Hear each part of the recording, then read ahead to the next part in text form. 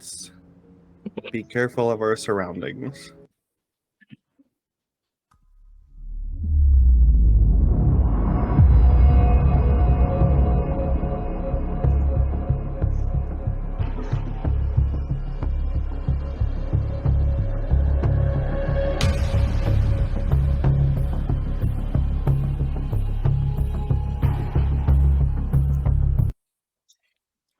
Okay.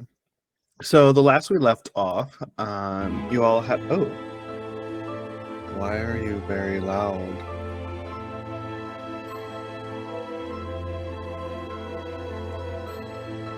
You're very loud.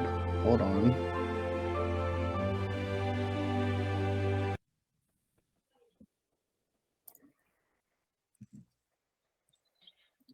There's a flute fry in my room and it keeps buzzing around my face.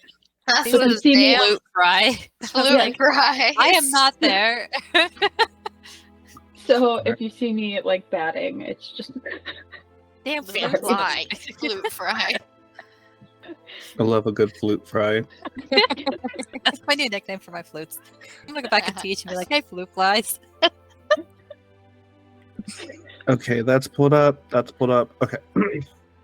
So you all have fallen asleep in your bed for the first time, maybe feeling silk in your life. It's just the lap of luxury in this royal suite. Ingrid has taken the couch, and the others have slept in their beds for a nice rest. The following morning comes pretty quickly after falling asleep and just not wanting to get out of bed. But it's time to arise for the day and get the day started. What are you all doing? So Maristela would have woken up kind of early and went for a swimming in the lake, and she's probably just getting back now. Okay. So she's like walking in dry. Yeah, she's just getting back. What about everyone else? I am sleeping in. Maeve has gotten up to take care of her snake, Eden. Feed her, take care of her, get some time in while she's looking over just a little bit, maybe for 15 minutes or so, reading her book of the history of elves, or the extended history of elves, and the rebellious charm she cast on it last night. Okay. And Elsie is just getting back from taking a shower and is about to get dressed. Okay.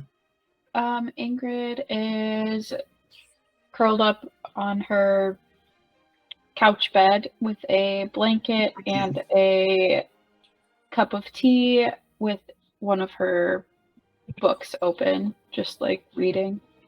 Okay.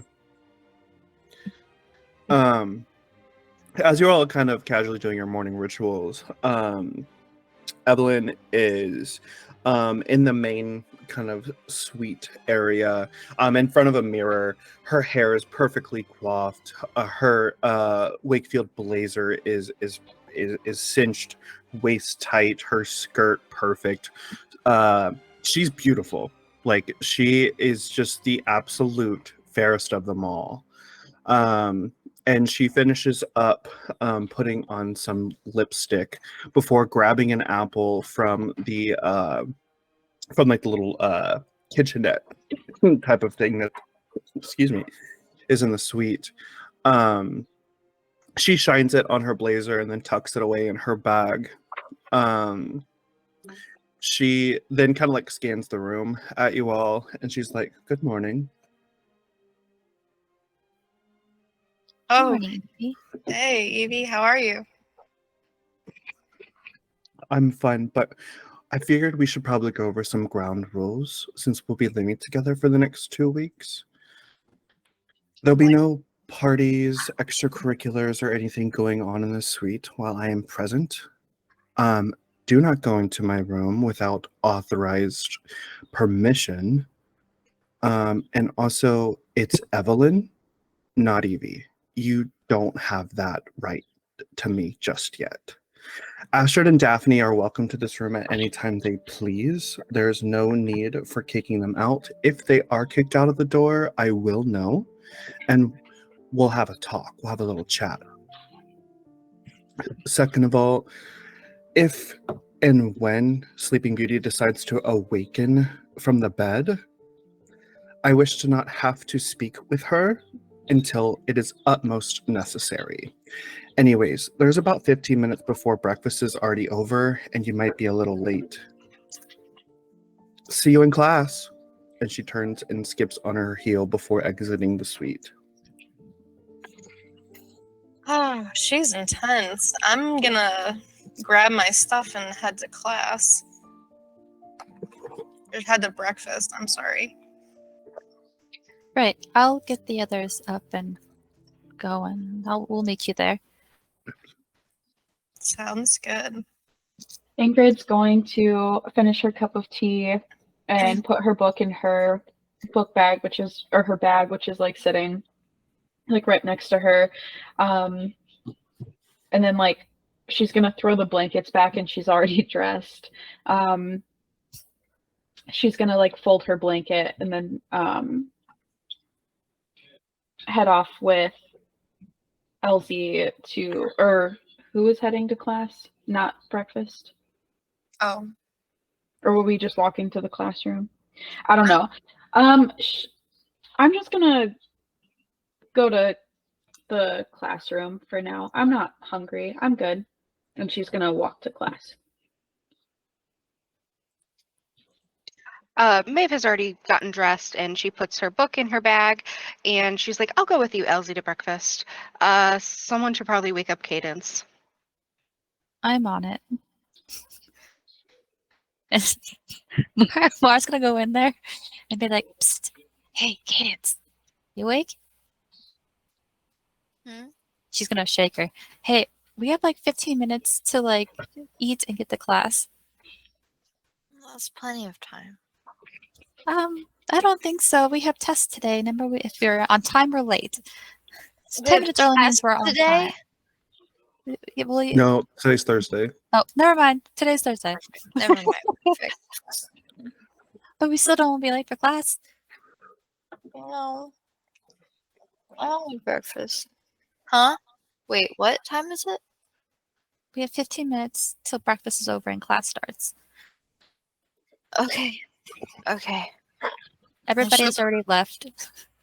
I'll crawl out of bed and just start taking off her clothes in front of Maristela. No concerns whatsoever. Pulls her panties down and puts her other clothes on, gets dressed for class, and sleepily waggles out into the main room. Okay. I'm ready. Okay. I'm going to grab my books real fast, and she like scurries to her room, grabs her things, and she's like, I'm going to head to class. Do you want to head to breakfast or class? Half of us went either direction. No, I don't need breakfast. I'll come with you. And she'll follow her to class, her hair like still bedhead mess on one side. All right. So for those of you who went down to breakfast, you have a couple minutes. The Royal Suite is very close to the main campus, only about a 5-minute walk. And as you're starting to get your grounding and the footing, it's taking you less time to get around the school as you explore it. For those at breakfast, oats and fruits and biscuits and bacon and just a whole assortment of a traditional breakfast for you. Do you do anything in the dining room? After Maeve grabs her, she probably grabs a little fruit bowl and muffin, and she sits down with Elsie, and she's like, I know you mentioned about getting a book from the other suite. I just want to spread some caution your way. Elsie grabs a muffin and sits down with Maeve, and I'm aware that, I probably shouldn't get in her way, but also, aren't you curious about what's going on? Yes, I am very curious, but there has to be a safe way about it.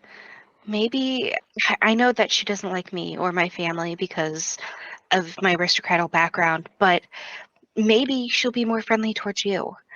Yeah. Maybe you can become friends with her and gain her trust that way instead of breaking in, because I fear that she'll know if we happen to enter her room. I also share that fear, so I suppose I can befriend her. I honestly feel bad because I don't want to.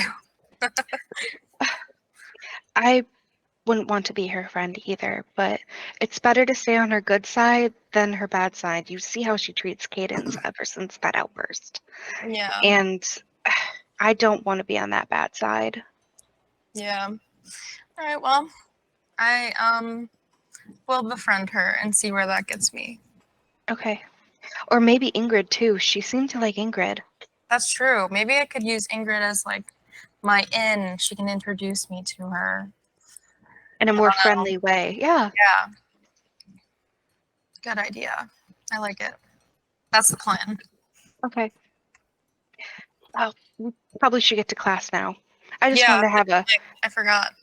quick talk. You know. Right, so after you finish your coffee, orange juice, muffins, whatever you had for breakfast, and start heading out the dining hall, you see Archer like swift back his hair and tries to look all cool as he approaches Evelyn, who is talking with Astrid and Daphne. And he's like, come on, just give me one more shot. Like, it'll be fine. And Evelyn, she turns and she's like, Archer, it is never going to happen, okay? I have plenty of things to worry about than worrying about you and whatever small package you have going on. And Archer's like, oh, come on, nah, it ain't that small. And Daphne, she kind of giggles, and she's like, well, a little birdie told me that it kind of was. And the three of the girls giggle, and Archer, like, he's like, whatever. And they all exit the dining hall and head to class as well. Let's see here. So after breakfast and everyone else heading to class, you kind of all meet up in Heckett Hall, and all meet back up before heading into your magical beginnings class for that morning. Let's see here. The oh, that's in real life. I was like, what the hell is that sound? There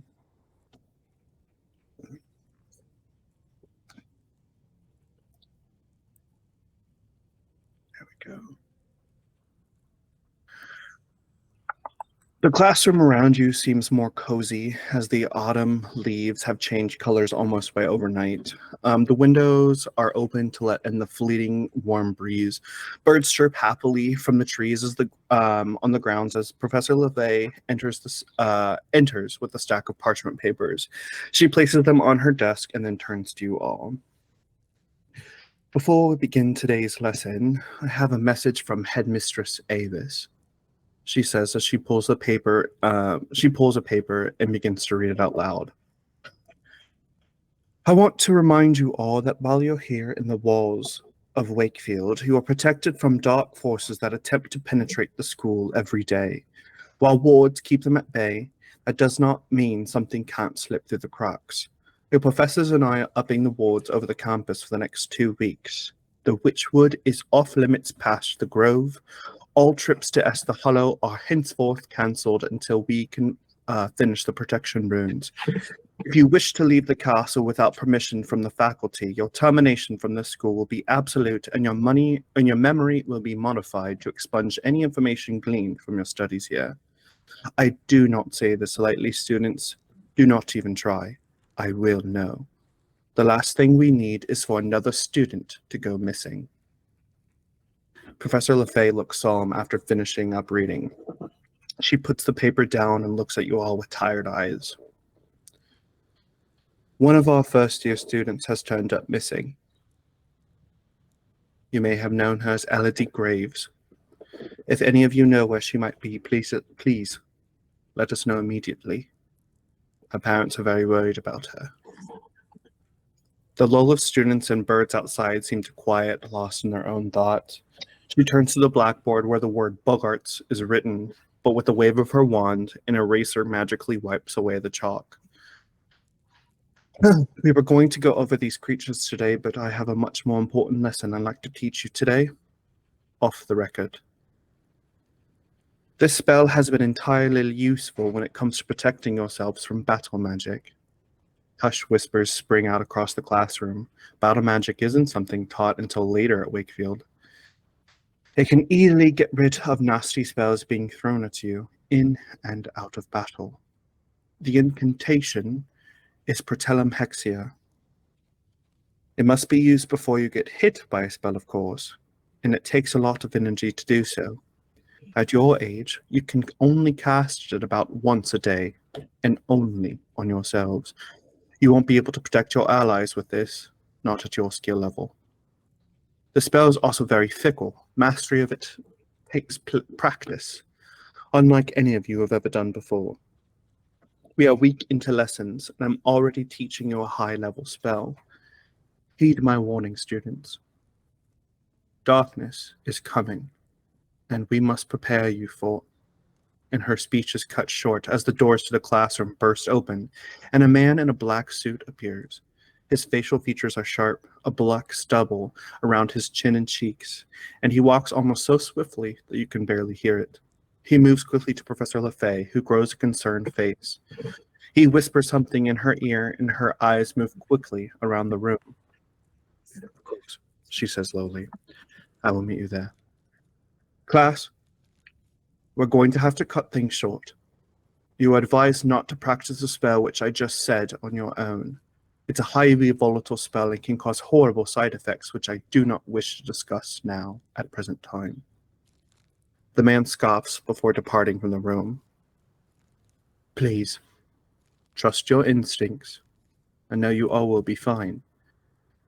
The exam tomorrow is still happening, so study hard.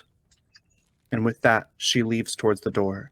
Just before looking back at her students in worry, she disappears down the hall. Your classmates begin talking to each other about what just happened, but everything comes back to one thing. Elodie Graves is missing.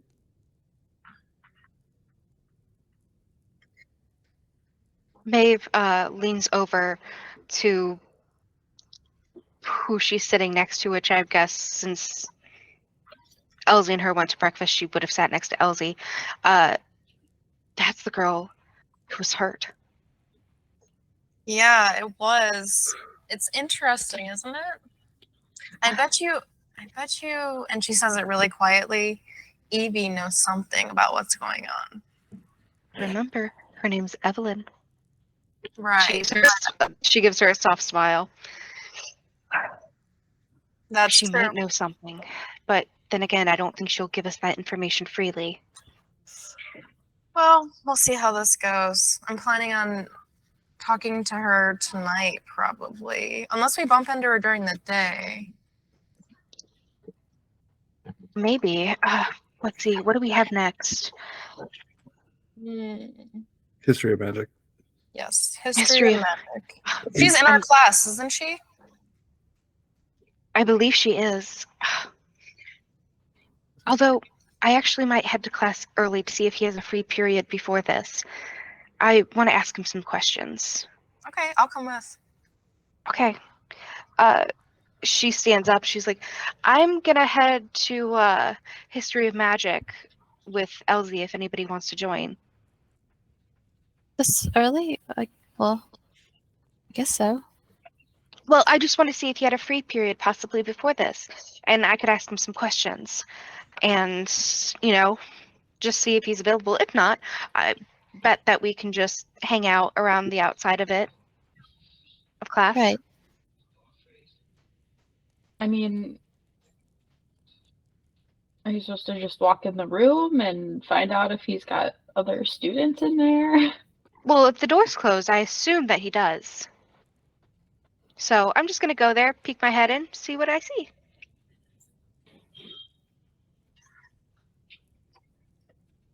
If you guys don't want to come, don't. I don't think There's- it'll hurt anything. No, We can just be walking by. I'm my- asking about studies of my elvish heritage. It's nothing to cause alarm. Oh, okay. Well, there's been a lot of stuff happening lately that I feel like is cause for alarm. So, if he could maybe answer some of those questions, that would be great. This is honestly just my own fascination. It has nothing to do with what's going on. Well, what's the fascination? Well, you know how I took out a book for the extended history of the Tanyel, and well, I don't know if you've seen the pamphlet that they've handed out. You know, when we all started here, on the front cover, there's a quote. What about it? In Aspen Vane. He's my brother. Well, sure, but didn't he go to school here? Did. So what's the big mystery? I want to know what he learned. Educating himself on the expansive history of the Tanyel and the fundamental accepting pieces to my identity I previously denied. I want to know what he denied and what he learned. Well, sure, but I guess my question is, couldn't you just ask your brother? No. Why? He cut off contact with me and my family. And I Well, want to know what he learned. Maybe it has a reason why he severed our ties. so you don't know? Like, I mean, did you do something wrong? It's really hard to talk about. And she kind of gets a little misty-eyed. And she's like, I just need to find this out for myself. Sure. I didn't mean to pry. I just, sure, yeah, whatever. I mostly just want to know about all the spooky stuff that's been going on. So, I do too, but the only way we're going to find that out is befriend Evelyn, and that can't happen in a day. God, I'm not befriending Evelyn, but anyways, I didn't mean to pry. I wasn't trying to snoop. I want to get to know you, you know? I think of you as a friend. I appreciate that. And I know that you weren't trying to. It's a hard subject for me to talk about. That's all. Yeah, sure. We've all got them. But I'm going to head over there if anybody wants to follow me, and if he's not available to talk, I believe there's a little bench outside the hall. I'm gonna go with you. Yeah, I'll come. Well, we can come support you. Yeah, well, I'll come support you. I guess we have nothing really else to do. Yeah. Thank you. I mean, she did say that class was cut short, so I assume we're free to leave. Yeah. She looks around. She's like, most of the students have already left. Let's go. Okay. As long as we don't run into that creepy man. I don't know who that was. Does anybody recognize him? She says that she starts to walk out of the classroom.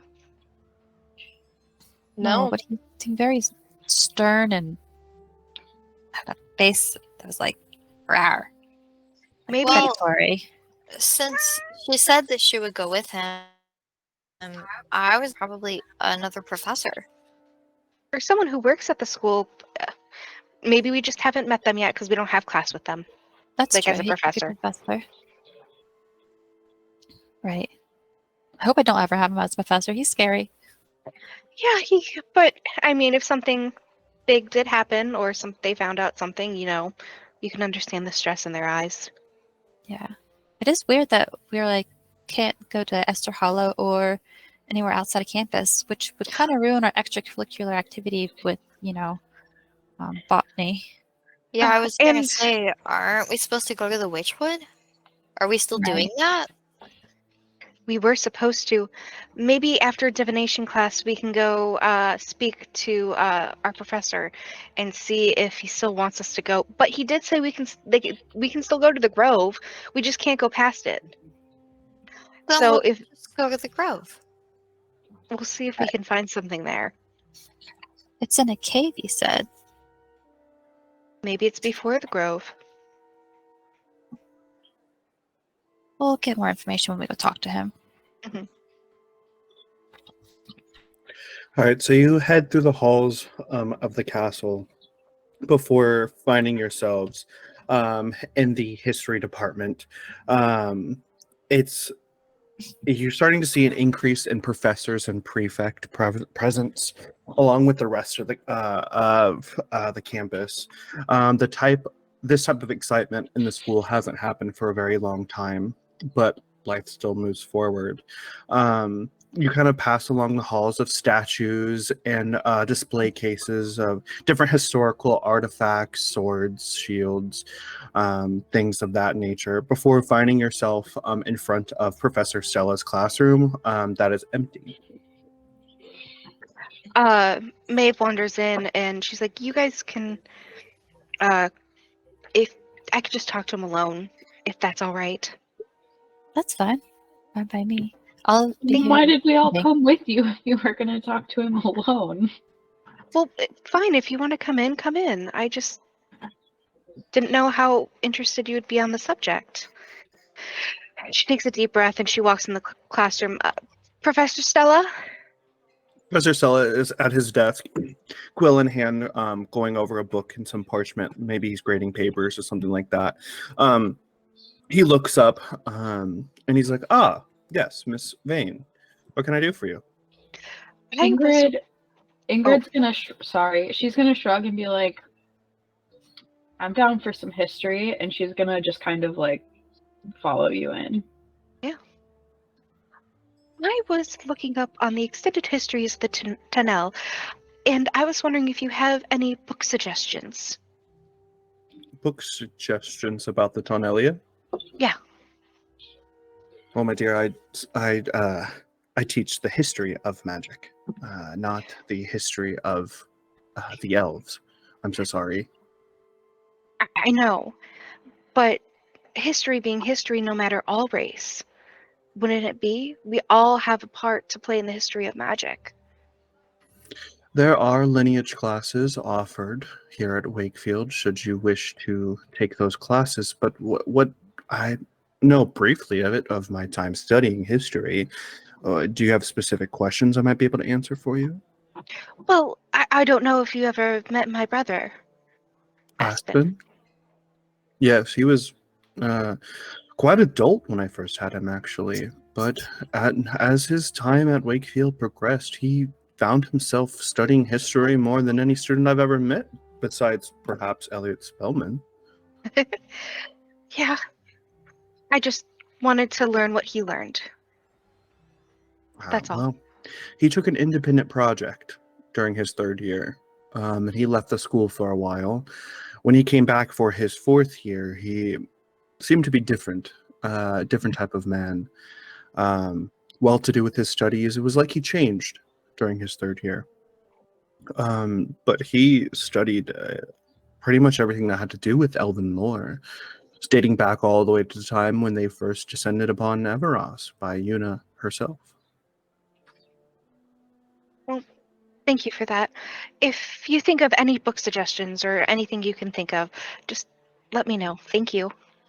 Of course. Now, Miss Vane, I would do love that you're deeply interested in history. This is fantastic. I love when students are devoted to that.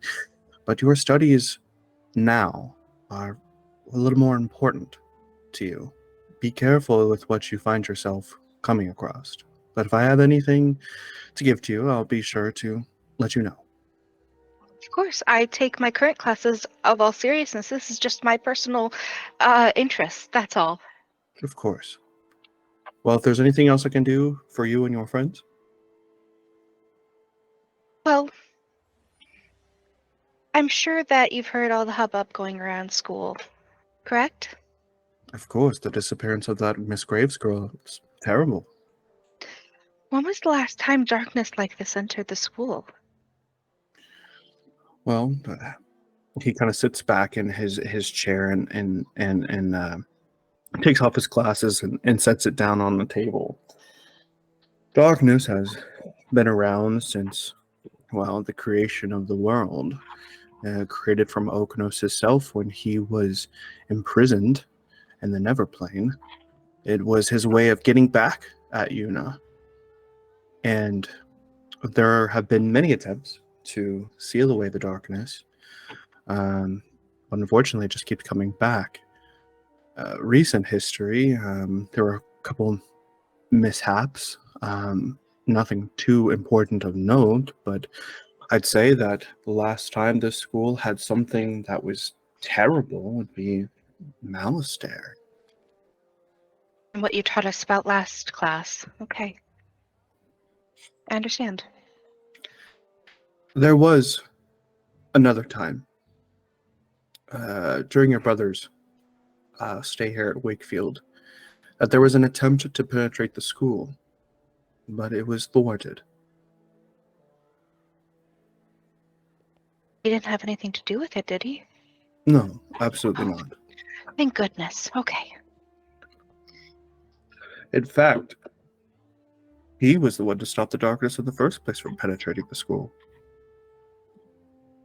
She smiles and nods.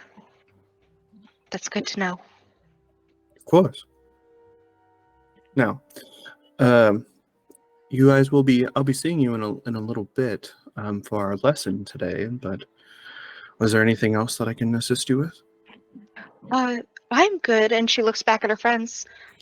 Do you guys have anything?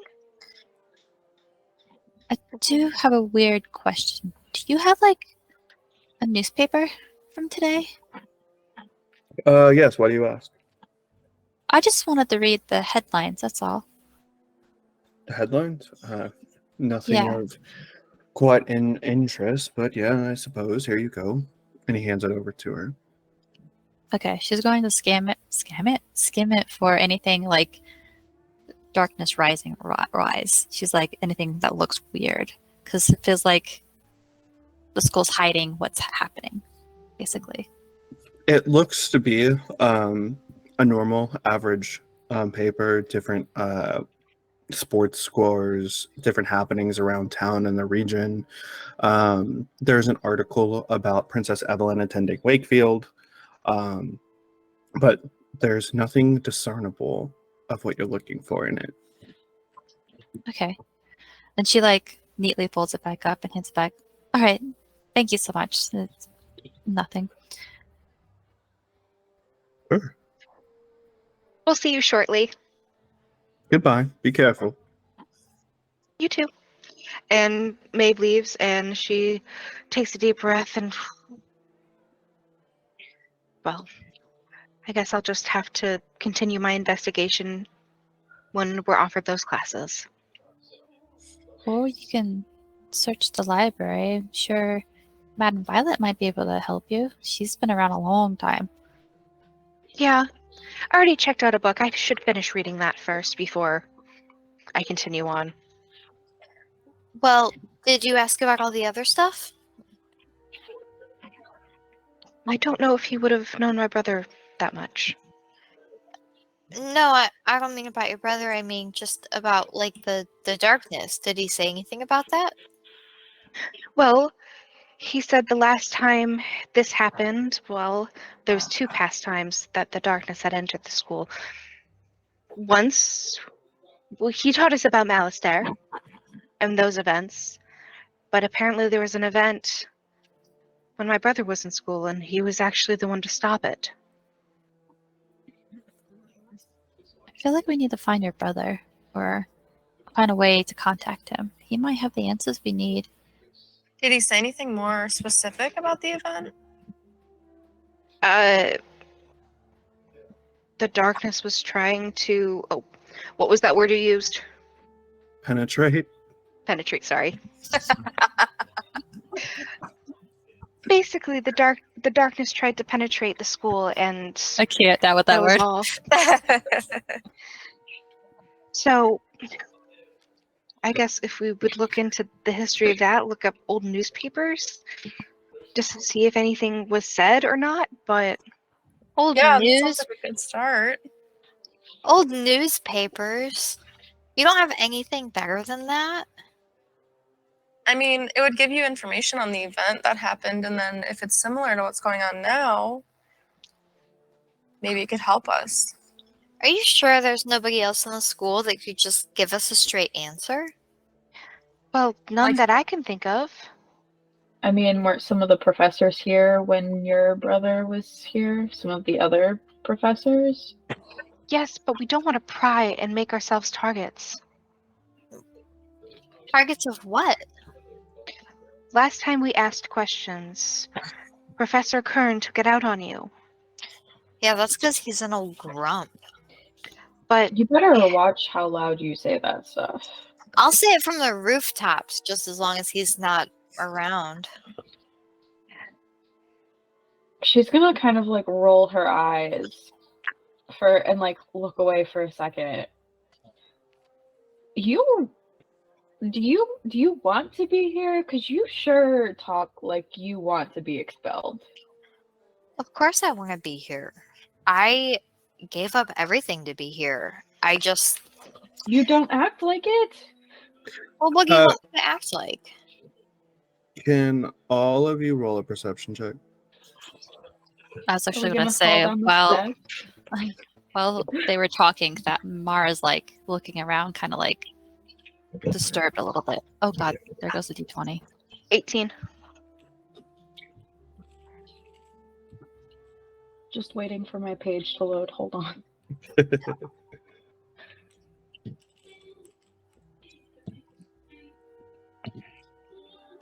$19. 22. Okay. Eight.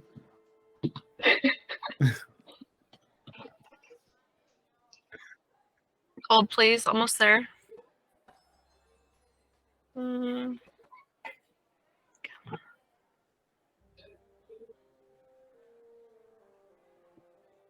What stat are we looking at here? Perception. It's on the skills, that big log box. All right. There you go. Thank you. It'll feel more natural with time. 12. Okay. So everyone but Elsie and Cadence, you notice that as you're in the hallway of the history department, the statues that line the wall are fully like watching you guys. Guys, shh. Let's take this conversation outside. Good idea. What conversation about how Ingrid's uptight? Okay, that's kind of rude. It's just really nice outside. We should just go outside today. No, I agree. Let's go play in the grass. Is there just a door to the outside close by? Mara's going to be the last one to like go outside because she's like scanning the rest of the room. She just feels off after reading something in the paper. Yeah, the biggest thing is just the statues kind of like following your gait, like your movements. She's gonna then like wait for all of us to get together, and she's gonna pull everybody in. She's like, "Hey guys, I have a thought." You're What's outside. that? Yeah, What's your thought? Ingrid is going to kind of like look around and like make sure that there's nobody around, or like see if there's any other statues outside that might be looking at them. Roll an investigation. Oof.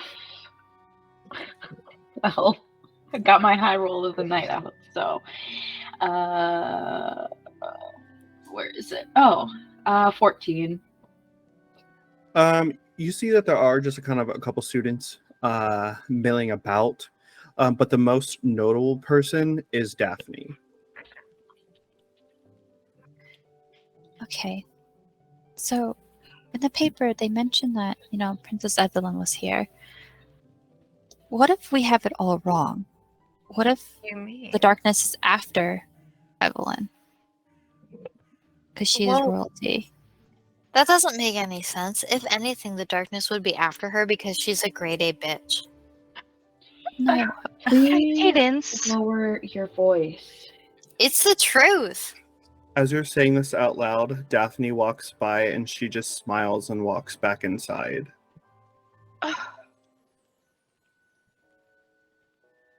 We're never going to get through the school year. It's gonna be fine. What do you mean? That was Evelyn's best friend, and I'm sure she heard you. You Yeah, but remember her being the school gossip. She hears everything. She knows about everything. That's why her hair's so big. It's full of secrets. Yeah, but isn't she an idiot? No, that's That's Astrid. Astrid. Please. Oh, that's Astrid. I hope you can spin this in a positive way. We're staying at her Ugh. royal suite out of the kindness of her heart. The kindness of her heart. You really think she's not Cadence! Quiet. I don't care if you want to say whatever you have to say, but don't yell it across the whole campus. Okay, I fine. don't really want to get kicked out of her room just for being associated with you. Well, I know that you're such a goody two-shoes, but what I was trying to say is that whether Evelyn's doing it out of the goodness of her own heart, I don't believe it. All right, well, we're causing a little bit of a scene here, guys, so maybe we move it along, huh? I just wanted to express that I might be more concerned about her well-being than what we previously thought. That's all. And yes, she can say snide remarks and act in some unsavory ways. Like a But- bitch. And You know Maeve it's true. stops and she looks at her. You She know is it's true. the future queen. Ugh. You need to understand that there is a respect. Were you not taught this as a child? No, I First- definitely was, but I don't respect Evie. She asked us to call her Evelyn. We are not on that level with Well, her then yet. I don't respect Evelyn. Not Well, as the then you queen. You can disrespect Evelyn as the queen when she puts you in a fucking chamber for the rest of your life. Cadence, who was Or the worse. professor that gave you detention? Professor Kern, why? Do you respect Professor Kern because he's your professor, even if you don't like him? I think that I have things that I want to learn from Professor Kern, but I also think he's a little bit of a jerk. Okay, I mean, that's fair, but you still respect him, so Evie's a jerk. Respect her anyway. She's not my professor. She's my roommate, and it's not even by my will. She's She's your queen. princess.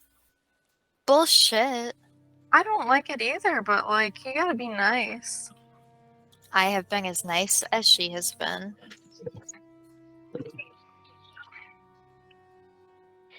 We should head to the But- next class.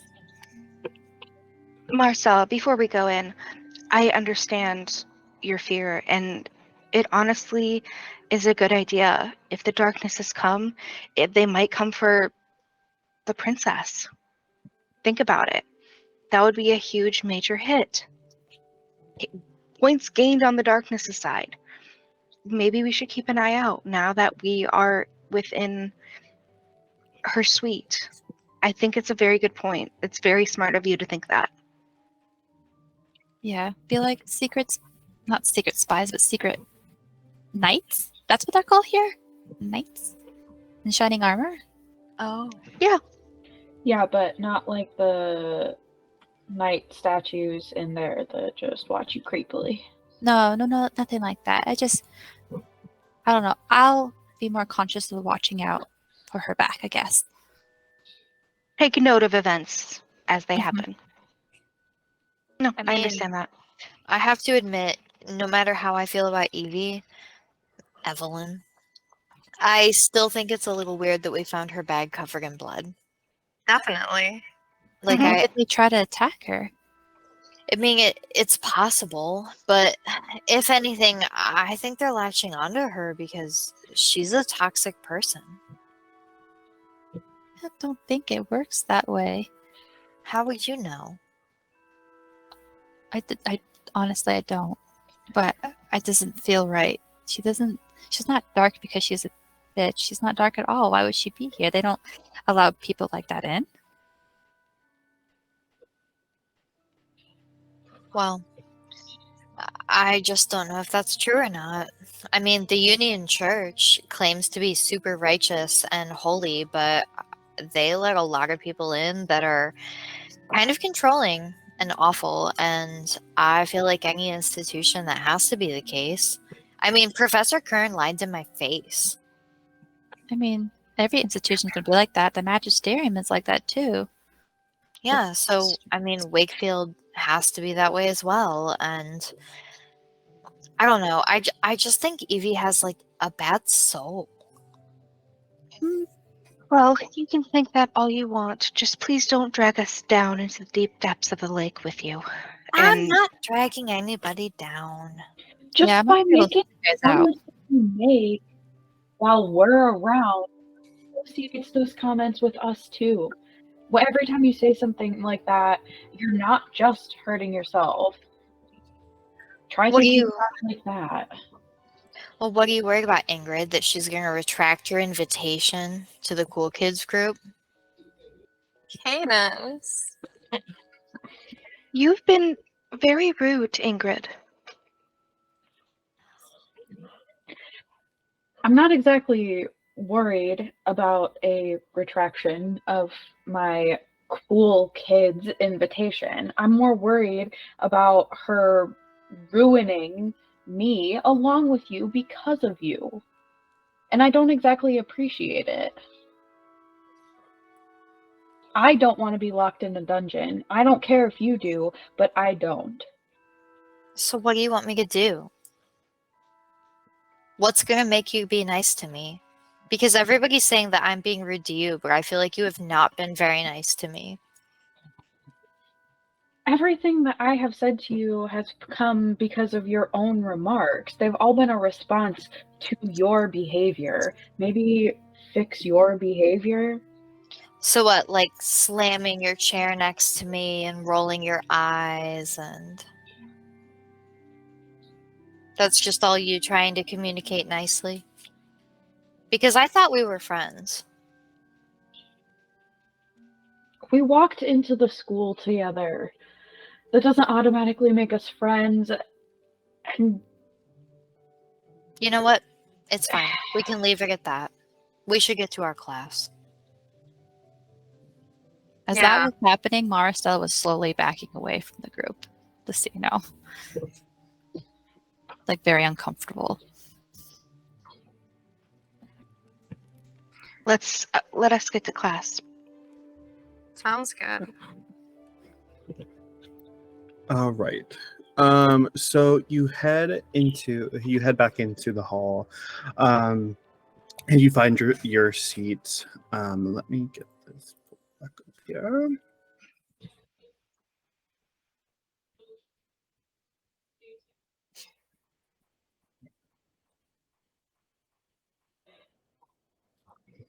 Finding yourselves in your seats, Professor Stella takes the front of the room. All right, now that we've covered Arendelle and Malistaire, let's get a bit of history. The kingdom of Corona and the magic flower that grew there. A long time ago, a cosmic event created a single drop of sunlight from which fell from the everplane and grew the golden flower. It had the ability to heal any sickness or injuries, even mortal wounds, and delay aging, though that ability requires constant use of its power. The golden flower has been considered to be the most powerful object in all of Oxley according to history during its time, and the year after the flower was picked, the spot where the flower grows has become a sacred and forbidden site. There's a pedestal there in its place, and there's a large, indestructible, thorn-like rock that surrounds it. According to the research of Lord Demantius, the cosmic event that created the sun drop also created a single drop of moonlight, which took the form of an opal. From this opal were the black rocks created.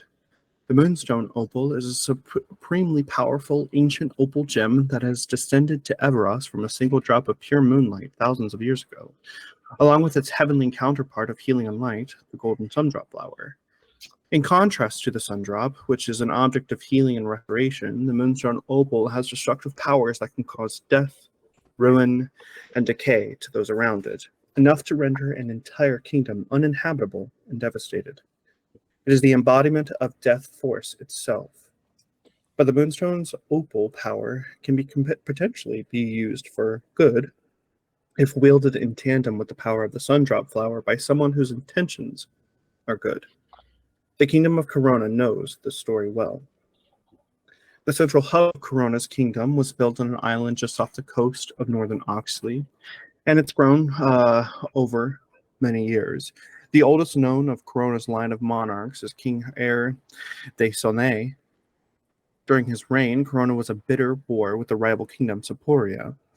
Under King Derson's rule, a complex tunnel system was built beneath Corona to safely move the kingdom's knights and supplies whenever King Derson needed him. A detailed map of the tunnels was then recorded in a journal discovered by historians and archaeologists. At one point, Corona was invaded by Derson's sworn enemy, the ruthless General Champagne. Her minions ravaged the kingdom. Champagne made it to the Corona castle, where she battled their son personally. In the midst of the battle, Champagne found the final pages of their son's journal contain a profession of his love intended for her. The feelings were mutual, and the two declared their love and later married. And with their union brought peace between the two kingdoms. Centuries after King Derson's reign, Corona was ruled by Corona's current queen, Ariana, her father. Eventually, Ariana became queen and married Frederick, who became king. During her pregnancy, Ariana became gravely ill, forcing the citizens of the kingdom to search for a fabled magic, golden flower with healing abilities.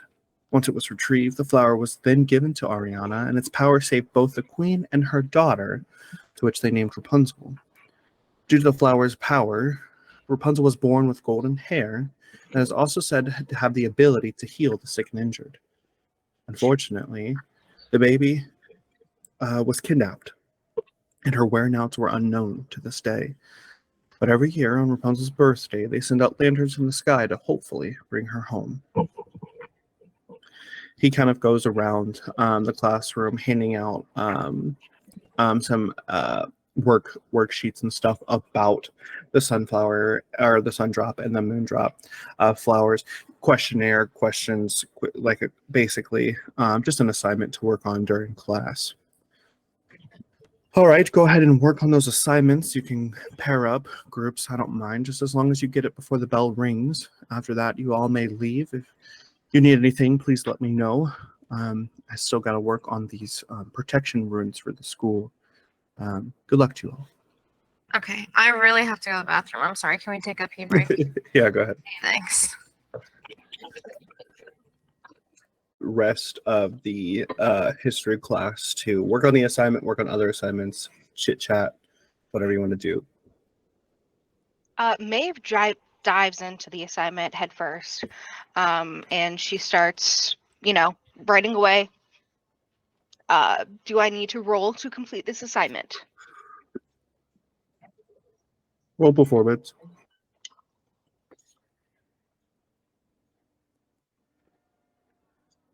Is this information in our book too, or was this out of the book lecture?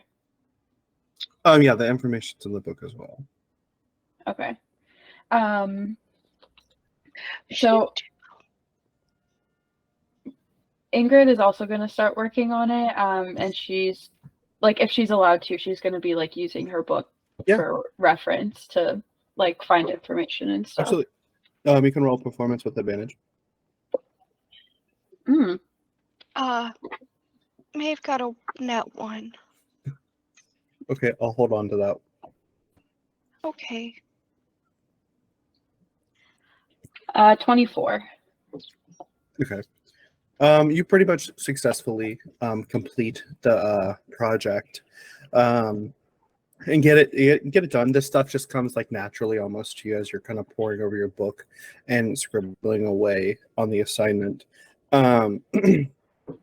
You see Maeve as you're furiously writing all your stuff. All the information is correct. You're getting it correct and all this stuff, and then your hand knocks over your ink pot and just all the ink goes over the entire assignment. And like the class like kind of like giggles and laughs a little bit. Maeve, she's blushing. She's like, oh no, oh no. And she tries to clean it up the best she can, and she sees that like her entire paper is just ruined. And oh. she looks around and she's like, what do I do? What do I do? Ingrid is. Oh, sorry. Go ahead. You first. Okay. Ingrid will kind of help her like clean up the ink a little bit. And then she's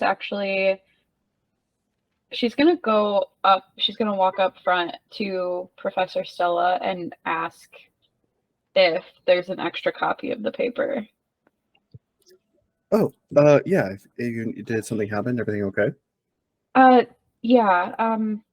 Maeve accidentally knocked over her ink on her paper. I was just getting her a new copy. Well, hey, it's all good. Accidents happen. It's not the first, and it will not be the last. Here, take another parchment. Thank you. And she's gonna take it back and like set it off to the side away from the ink. Here you go. I mean, I know you were already working really hard, but I mean, you were doing really well, so I mean, you already wrote it once, you can write it twice.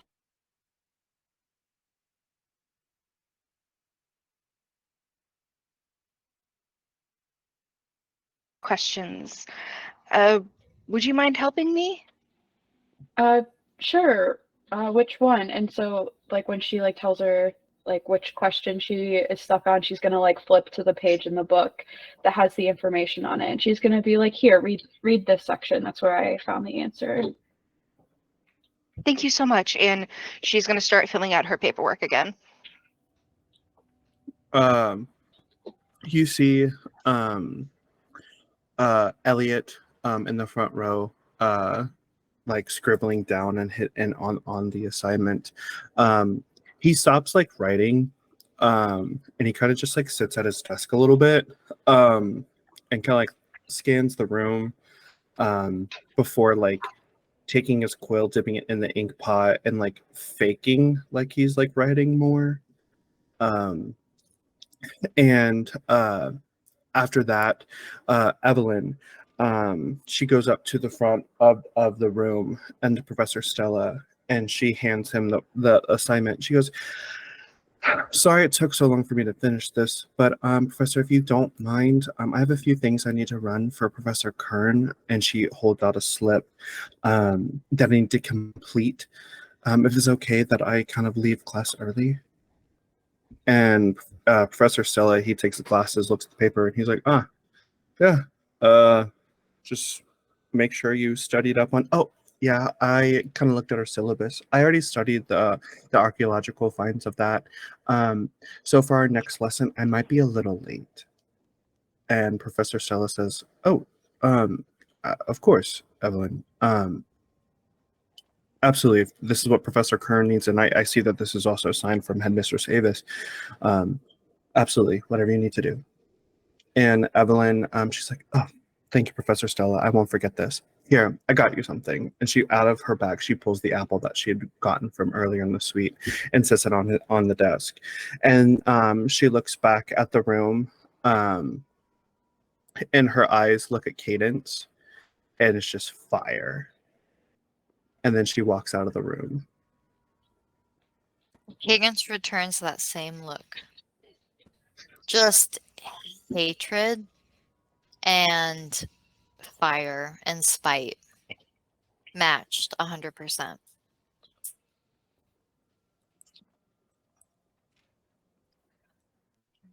Maristela is going to be working alone, kind of like also using her book to do the homework, but staying very quiet and not talking to anybody else. Okay. As you kind of all finish up all your assignments, they said that you turn it in as the bell chimes. And Professor Stella looks up. He's like, all right, quill's down. Y'all enjoy the rest of your day. Class is dismissed.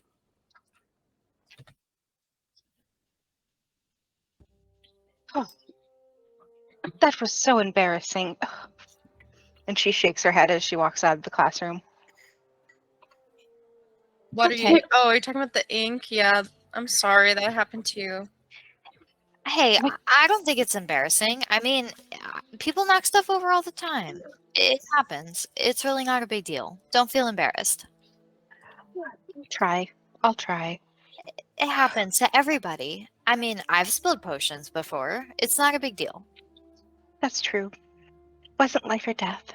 No, I promise. Nobody's thinking of it. And she'll kind of pat Maeve's shoulder. Thank you. Yeah, you're fine. Well, off to divination. Right. Did Maristela, are anyone you... get a glimpse at? Oh, sorry. I was just asking if Maristela was all right. She seems a little quiet, that's all. Oh, no, I'm fine. And she's scribbling a word in a diary type of thing. But she Okay. seems fine. Did anyone get a glimpse at what Eliot was writing by chance? Why would we look at what Eliot was writing? I don't know. He looked funny. Did anyone notice him looking around in class? He wouldn't be cheating because he's way too smart for that. Unless it's all a lie. He probably just finished early and didn't want to be the first one to turn in their paper. True, maybe. Seems awkward. But I guess he seems a little awkward too, so maybe that would make sense. And can we talk about how it seems like you-know-who isn't directly involved with whatever's going on? Yeah. I don't know that. No, I we mean- kind of do. I mean, don't you see the signs everywhere? Doesn't it No. make sense? She's working with Professor Kern. And we're working with Professor So? Thornwright. Which we should ask him, by the way, about our thing after divination. So I think that's a we great have time. idea. I don't know, And- Elsie, don't you agree with me? I don't know. To a certain extent, I do, but what if it is nothing? I just found it weird that she was so... Professor Stella was just so okay with her leaving class early for this favor. I mean, a queen should be well educated, should she not? Well, yes. But she has private Felt weird. tutors. That's true. Which is why I agree and I don't. So, I'm sorry, I'm no help here, Cadence. No, I don't know. It just seems like she's close with all the professors, but I mean, if you were a professor, wouldn't you kind of want to favor the student that was going to be your queen? Yeah. no, yeah, I just can't tell if they're kissing her ass or she's kissing theirs. Probably a true two-way street. I don't want to be picturing that in my mind. And she kind of walks towards class. I don't want that in my mind anymore. I don't want that in my mind anymore. It's figurative. What's wrong with Maristela? I don't know. You Maybe she said had too much kissing caffeine. asses. Yeah, there's a lot of ass kissing happening in this place. I And I don't would know. I grew up around a lot of people who kissed asses. Ew.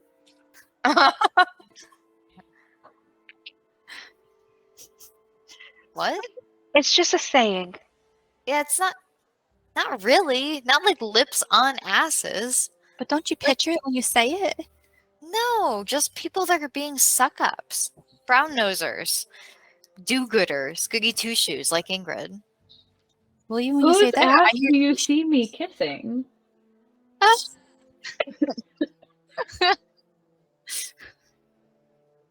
mean, obviously not yours, but I didn't think I had to. I don't know. Maybe the professors? Maybe Evie's? When did I do that? I want to know where you're getting your information because honestly, you're making fast assumptions about a lot of things. And I'm not quite sure that you're evaluating the information that you have in front of you all that well. Well, maybe not. It just seems like Evie favors you, and it seems like you are kind of a little bit rigid about rules and standards, and I don't know. You Well, hide maybe she everything doesn't- about yourself, and When have you even asked anything about me? well, where are you from? I feel like the rest of us have all said it. I don't actually have a known place where she's from, so I don't know. It's just, this is what I mean. I'm sorry. Just say one. I Want to send don't know. Surely you can name one place on Everas. Yes, I need a map. Hold tight. Brief intermission. It's okay, we can keep role playing. I'll just send a map. All right, so see, this is my point. You want to hide details about yourself, and I think that you suck up to the professors and adhere to the rules too much, and you're,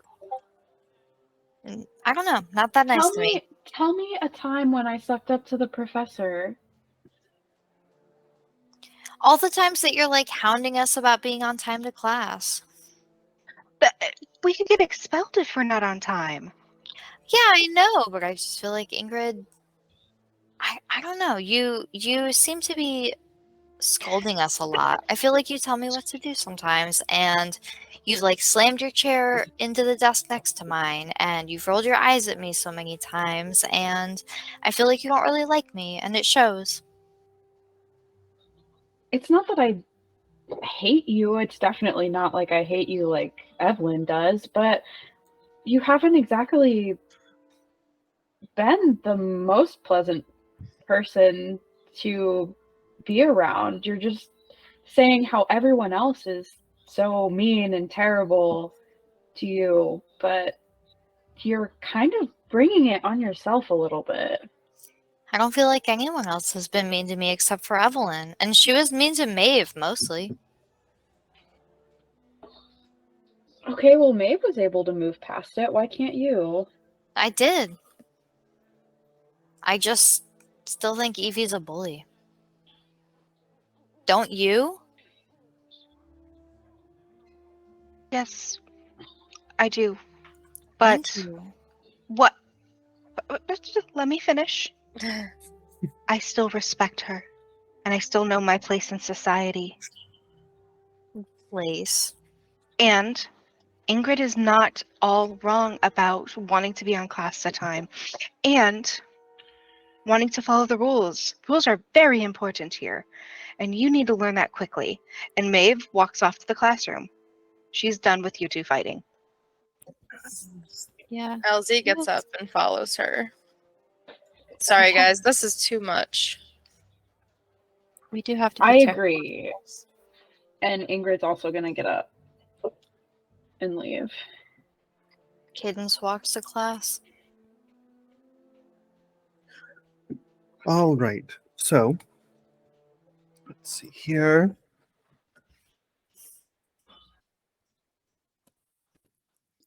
In the divination tower, Professor Hellburn starts pacing back and forth in front of the blackboard. On it, she has sketched out various animals, plants, trees, and other omens, along with various meanings and possible interpretations.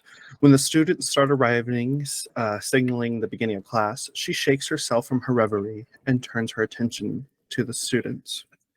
"Ah, yes, come in," she exclaims, welcoming her students back. "I hope that you all had a wonderful tea time. But enough of that. Let's get us back to work, shall we? Today, we will be working on a more theoretical basis, so no popcorn or divinationary exercises for us. Instead, I'll be taking you through the theory on the voice of nature. Now, for those of you who have never heard of the theory of nature before, allow me to introduce it somewhat. An old proverb says that coming events cast their shadows before them. And of course, any oracle will tell you that this is true. In fact, historians will agree. Mages and Mondays will all tell you that he who is ignorant of history is doomed to repeat it. And all of this is to say that we can infer and predict something about the future. But of course, that's why you're taking divination, isn't it? So you must already have a grasp on that concept. Now, we are going to be talking about the passively seeking that knowledge. Essentially, the concept is even when you aren't looking for it, omens will occasionally present themselves to you. And this is perhaps most commonly expressed by the voice of nature. As she pauses to collect her thoughts, Professor Hellburns considers her class. Some of you have surely experienced this already in your homes. Perhaps your hair has stood up just before the phone rang. Some of you might be familiar with the unmistakable sensation that you are being watched. Further still, perhaps a scene plays out before you, and you have this eerie idea that it means something more than it seems. I cannot stress this enough. My philosophy is and always will be to trust that intuition. And when you have an inkling that something deeper is at play, you should remain alert, observing what is going on around you. Now then, your textbook has plenty of omens in them, but I've noted some on the board here to clarify and perhaps expand upon it. If you'll note them down, I'm sure you'll be a bit more prepared for the next time one of them strikes you. Now, obviously, there are more than this in your textbook, as I've said, but these are some of what I wanted to clarify for you. In the front row, Archer has his hand up and is looking intently at the professor, who nods to him. Yes. I'm having a little trouble with getting an idea of what an omen is, and, well, a random event. An excellent question, and a very difficult one to answer. As I've said before, it's important to trust your intuition. So when you get the sense that something is important, you should take note of what is going on at that time. Be observant. But perhaps the most important thing is to go through life with a sense of mindfulness. Be aware of your surroundings. When you're walking around the grounds, perhaps there's a ladder propped up against the wall, meaning that your work as students might be difficult soon. But if a week's pass with no sign of that omen coming to pass, you should reflect on that and realize that perhaps it was just that Mr. Book forgot to put away the letter. But Professor, how are we supposed to be consciously aware of every omen or random event that happens in our lives? Isn't that unrealistic? In today's world, Mr. Archer, I do admit that it can be difficult to be mindful of what's going on around you. Still, I do encourage you to have a clear head and be observant when you can. And here's another tip in terms of learning to tell when you're presented with an omen. I encourage you all to start keeping an omen journal. When you see something you're curious about, write it down in your notebook. Every few weeks, you should go back and consider whether the omen came to pass or if it was just a random event. If you add that up together with how you felt when you saw it, you might be making progress towards being able to read the omens we receive from the voice of nature.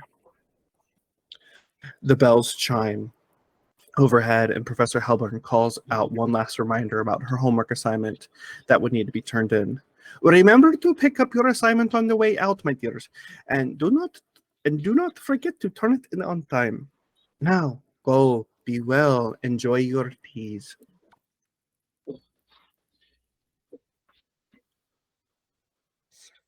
So you guys feel like we should trust our intuition about everything that's going on? Because that's how I'm feeling. It made me think of when we see something, we have a gut feeling. It may be right, but also maybe just a general theory or a general feeling that something's not what it seems. Well, I know what my gut feeling says, and I'm trying to listen to it.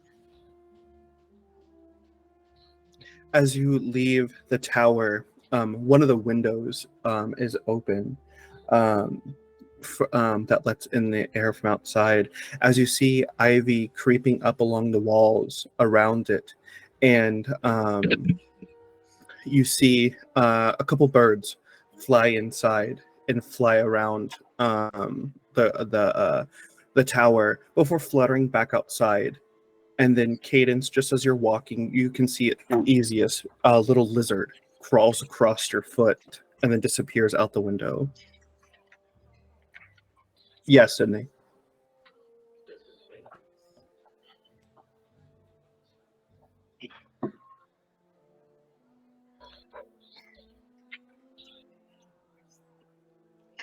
Were you waiting for me to say something? Or was that No. just your response from my message? Yes. Okay. I was done describing what was going on. Okay. Okay. So Cadence is gonna see this and just be like, "Oh shit, guys! You know what this means, right? What is it? Well, Death. the birds. Yeah, Maristela's right. The birds meant death, and then also that little lizard that just ran across the ground. A secret nemesis. I'm not Who do you too think sure it if is? it's secret. Yeah. Well, And the thing about all of that is that those things can mean that, but that's part of the art of it all, is it doesn't always mean that. well, of course you disagree. Ingrid, before anything happens, it's almost as if time stops. Your friends are frozen. The birds are gone. The ivy that was blowing in the weeds that was going into the building has frozen. You are the only one that can move. And you hear a woman's voice calling for help.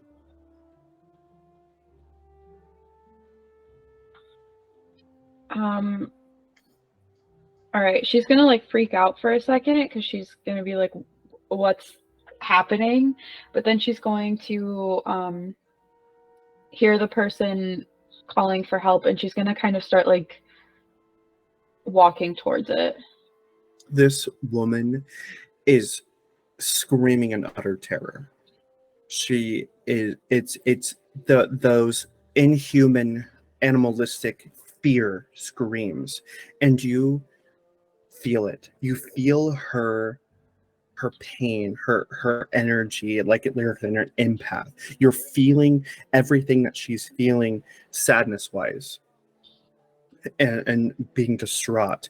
And as you kind of like get to the bottom of the divination tower where everyone is, it's just this long tower this long hallway that kind of goes back to the main building, and it's all the students are frozen, just in their and walking, passing notes, whatever they're doing as they're passing. And then you see something dark, a figure, humanoid, walking towards you from the other end of the hall.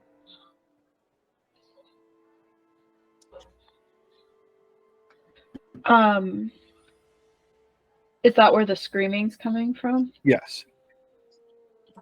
She's gonna start like running, and she's gonna start screaming back like stop, I'm coming, and like screaming and running as she's like So you're running like, towards sweating. the black Yeah, figure. I guess so. So as this black figure is slowly making its way down the hallway, you see that it's this shadowy man. There's no discernible features. It's just this taller than the rest of the students figure, with like wispy blackness kind of just emanating off of itself. And then its eye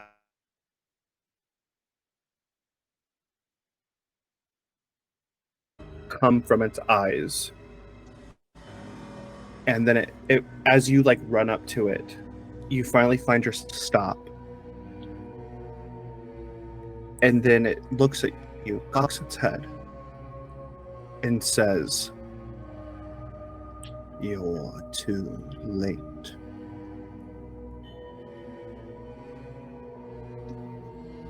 What do you mean I'm too late? Who's screaming? Who are you? What is happening?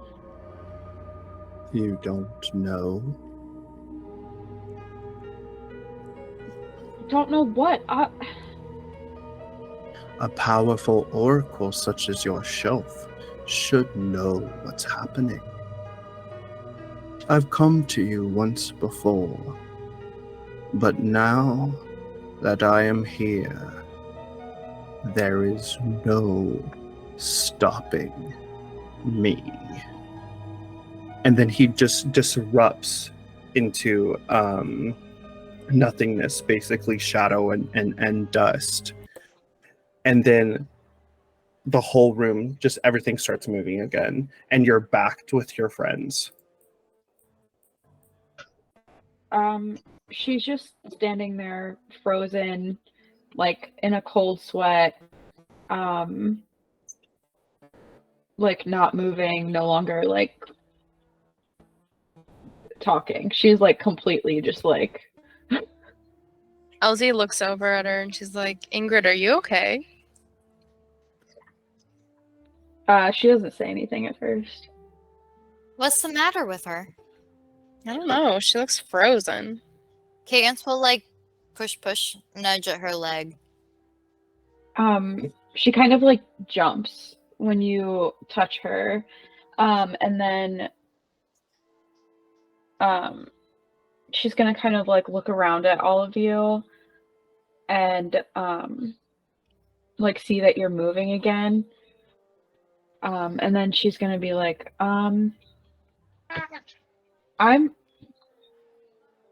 I think can we go somewhere? Something just happened and I don't know. Maybe we should go to the bathroom? No, maybe we should go to our dorm? With Evie? Yeah, Yeah, right. no, I don't know. Like where? Outside? The bathroom Somewhere where sounds people good. can't hear us. The library? What about the botanical gardens outside of Professor Thornwright's classroom? We have to go there anyways. Yeah. Let's go. We'll be alone. We can stay under the trees. All right, so you guys are heading Yeah, to that's the fine. arboreum. Mhm. Okay. Let me get that up here.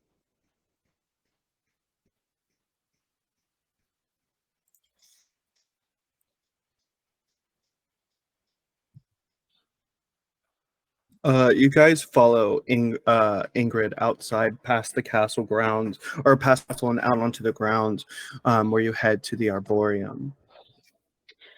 As she's walking, she's kind of on edge and she's like you can tell that she's like looking for something. I mean, she's not like she knows that like she's not going to see this guy again because like everything is still moving.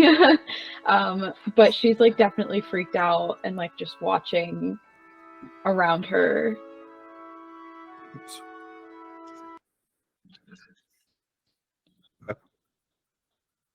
Are you sure you're okay, Ingrid? You look like you've seen I wouldn't say ghost because there's ghosts actually a thing here, but a ghost, like a scary ghost.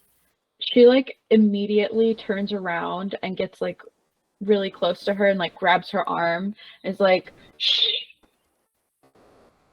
What is going on? I don't know. And then she like pulls her with her into the thing that I don't have the word for now. The arboreum. Thank you.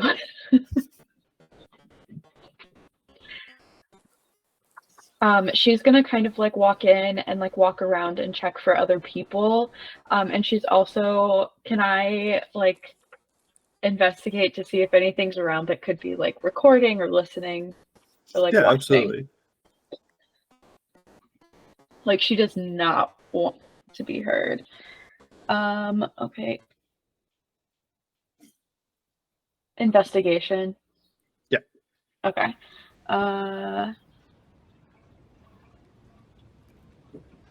19. Okay. So as you enter the arboreum and kind of look around, at this time of day, classes are all done. in the greenhouses, there doesn't seem to be any students milling around in this general area. There's nothing that you can see that's magically there to listen, watch, or deceive. Okay. So she's gonna be talking like very quietly, but I also don't feel like whispering because I don't want like my words to not be picked up. Anyway, so she's gonna kind of like pull everybody in really close, and she's like, I think I need to tell you guys something because I don't like what just happened, but I swear to God you can't tell anybody or let anybody hear this. We can't talk about it outside. Please don't tell anybody. I don't even want a professor to know. This is my story to tell. I decide when we tell this, if we ever do. And she like looks at everybody and waits for them to like respond. I swear I won't. I don't know what happened, and I'm not the most skilled at this, and I don't know what to make of this, but when we were in the hallway, everything froze. You guys stopped moving, and I heard somebody screaming like they were being attacked, like when a rabbit screams because it's being attacked by a wolf, and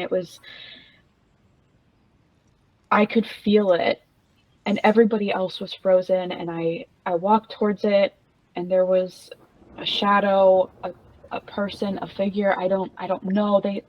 They said that they've came to me before, but I don't know when. I don't know what it was. Was the scream male or female? It sounded like a woman. Well, But wait a second. They said that I was too late, and then they asked me why I didn't know what was going on. Guys, who's missing again? What's her name? Elodie Elodie Graves. Graves. Is there any way when that you you guys can say- hear Elodie screaming? When you guys say that, like her face like sinks, not because she knows that that's who it was, but just because like she just made that connection. Well, I just wanted to know, I mean, if it said that it came to you before, have you ever had something like this happen? Like, have you ever had, like a vision before? Nothing like that I can think of. I mean, when I was reading the tea leaves, I heard a voice, but it didn't seem at all related to this. And like I said, like sometimes when you do this stuff, you get answers that aren't actually answers. They're just noise. And so you have to sift through them, and I'm not always the most confident sifting through them. So this isn't your connection to the weave becoming like stronger or something? Like someone's sending you a message? Is that possible? I don't know. I don't know that anything like that powerful has happened to me before. Yeah. Not on that level. Not when everybody around me stops moving. Yeah. Ingrid, she says softly, what did it look like? A black shadow. It looked like it could have been a tall man, but it was hard to say. It sounded like a man when it talked. It was just black with white eyes. That's all I could really make out. DM, Mm-hmm. is this what Maeve saw in the bathroom? Yes. When we first moved in, that first night when I went to go to the bathrooms by myself, I was almost done. I was getting ready to leave, and it turned dark. And there was something in the corner. I didn't tell any of you guys this because I just thought I was seeing things, or it was that thing that came back, but it locked the door on me. And I couldn't get out, and I screamed for someone. I screamed for someone to open the door, for someone to hear me, for someone to help. I didn't have my wand on me. I was powerless. and it ran at me, but it vanished, and the door unlocked, and everything was fine. But what you said, it reminded me of what I saw in the bathroom. So you both have seen this now. Yes. So it's definitely not anything to do with Ingrid's connection to the weave. No offense, Ingrid. But it sounds like None someone's taken. sending us a message. I mean, who's Maybe next?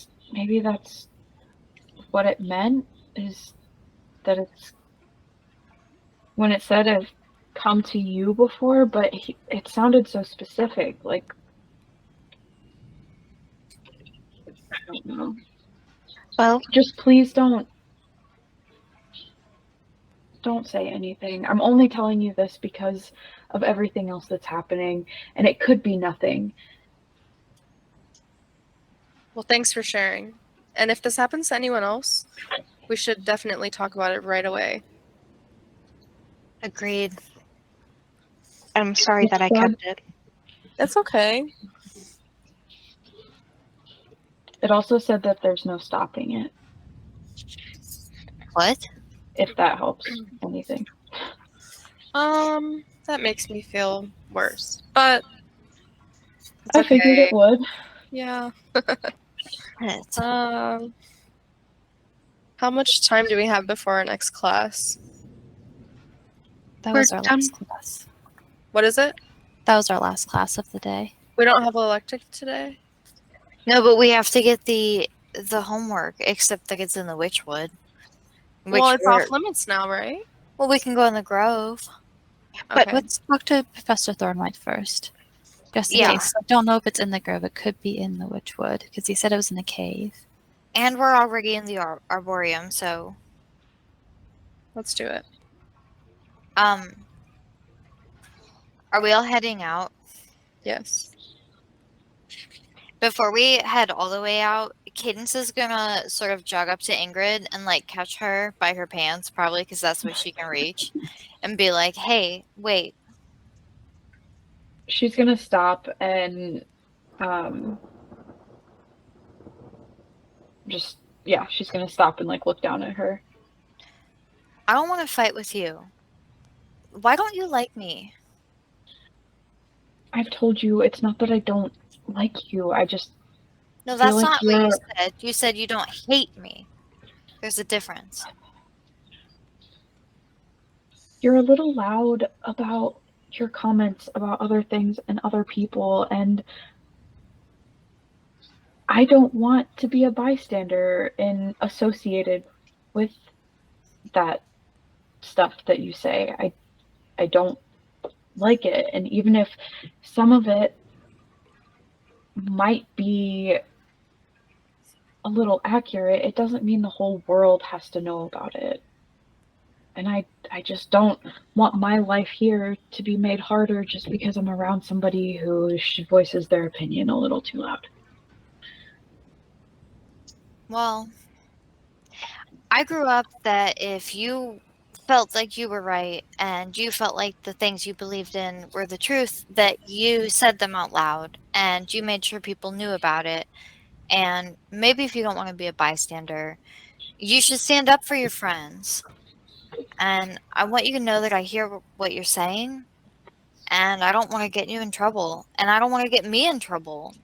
But also, if somebody's bullying Maeve or bullying me or keeping dark secrets, I think we should say something. And I know that we don't feel the same way about that, but it kind of seems like we're on the same team. So I want you to know that I'm willing to compromise if you are. Maybe we can work on keeping some of those comments to a whisper instead of a shout across the lawn. Because I understand how you feel, but you're also not at home. Well, I didn't really fit in at home either, but we'll work on it. But you should stand up for the things that are right. Don't be a bystander. she's gonna kind of like snort, laugh a little bit, and then she's gonna be like, "All right, come on, let's go." Kids will follow her out. You guys head into Professor Thornwright's greenhouse, where he is tending to his plants, watering them, and things like that. And then as he sets his water can down, he kind of wipes his brow and he's like, "Oh, I didn't know I had class later this evening. What can I do for you, my little starlings?"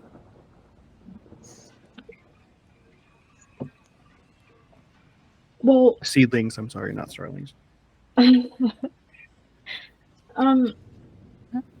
we're not here for class, but we did have some questions. Oh, of course. My office hours are now until you need me. What can I do for you? It's about that extra assignment you gave us. They've kind of banned the witchwood. Yeah, they said we could only go in the grove. Is what we need there the flameseed? Like, can we find it there? And if not, do we have your permission to go in the witchwood anyway? While this investigation about Miss Elodie Graves' disappearance is very heartening, I would like to tell you about something, if you will. Okay. As a dryad, I have the ability to connect with nature. Plants talk. And there are whispers of something going on deeper within the school and within the wood. They talk about a malevolent creature that had followed a student past the gates and is now attempting something dark. I don't know what, but I can't help but discern that the disappearance of Elodie Graves has something to do with it. I trusted the 5 of you with getting these flame seeds.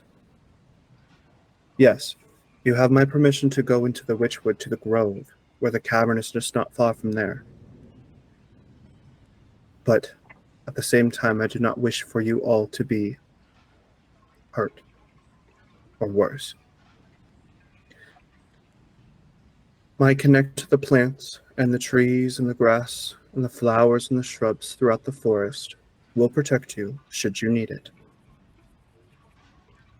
There are creatures that live there, called gnomes. Small little creatures that will help you should you get lost and warn you of something present. They will not be able to speak with you, but know that I will be watching and making sure you're okay. How will they contact us if they can't speak to us? Trust me, there are ways for people and creatures to interact with you who have less sentience. Okay. So if I say something in front of a plant, it can tell you. I mean, I don't ask the plants for all information about who's kissing who and who's sneaking honeymead into the classrooms and things like that. No. But when there's something important, something dire, they will whisper to me. Have they already whispered to you? Let's just say that I don't like it when the plants gossip. I have a question. One moment, Miss Rose. I'm so sorry.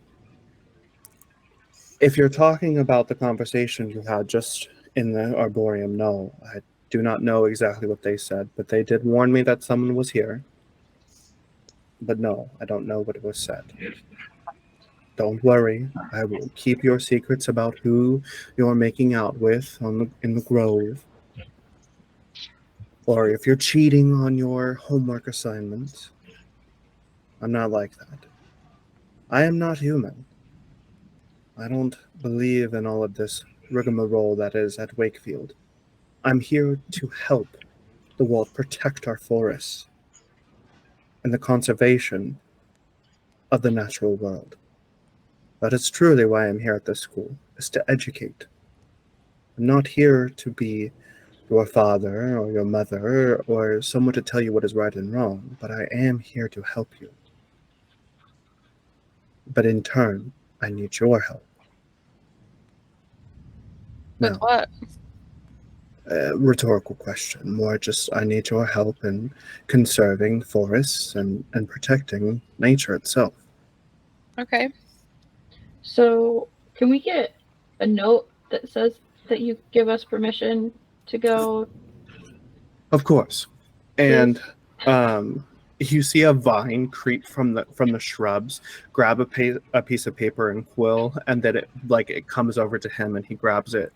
And he takes his quill, signs the note allowing the 5 of you to enter the Witchwood on an assignment, and he hands it over to you. She's gonna take that and fold it up, and she's gonna put it in her pocket, not in her bag, but in her pocket. Okay. And Miss Rose, you had a question? Yeah. So you said that you would keep an eye on us while we were out there, right? Of course. So that means you'll know if we're safe or not. But if we're not safe and something is attacking us, I get that you'll be watching, but is there anything you can do? I mean, are we safe if we go out there? The Witchwood is not safe for anyone who is not a friend to it. I have let the forest know that you will be entering it and to protect you. So that means we're safe? For as much as the forest can protect you, yes. Okay.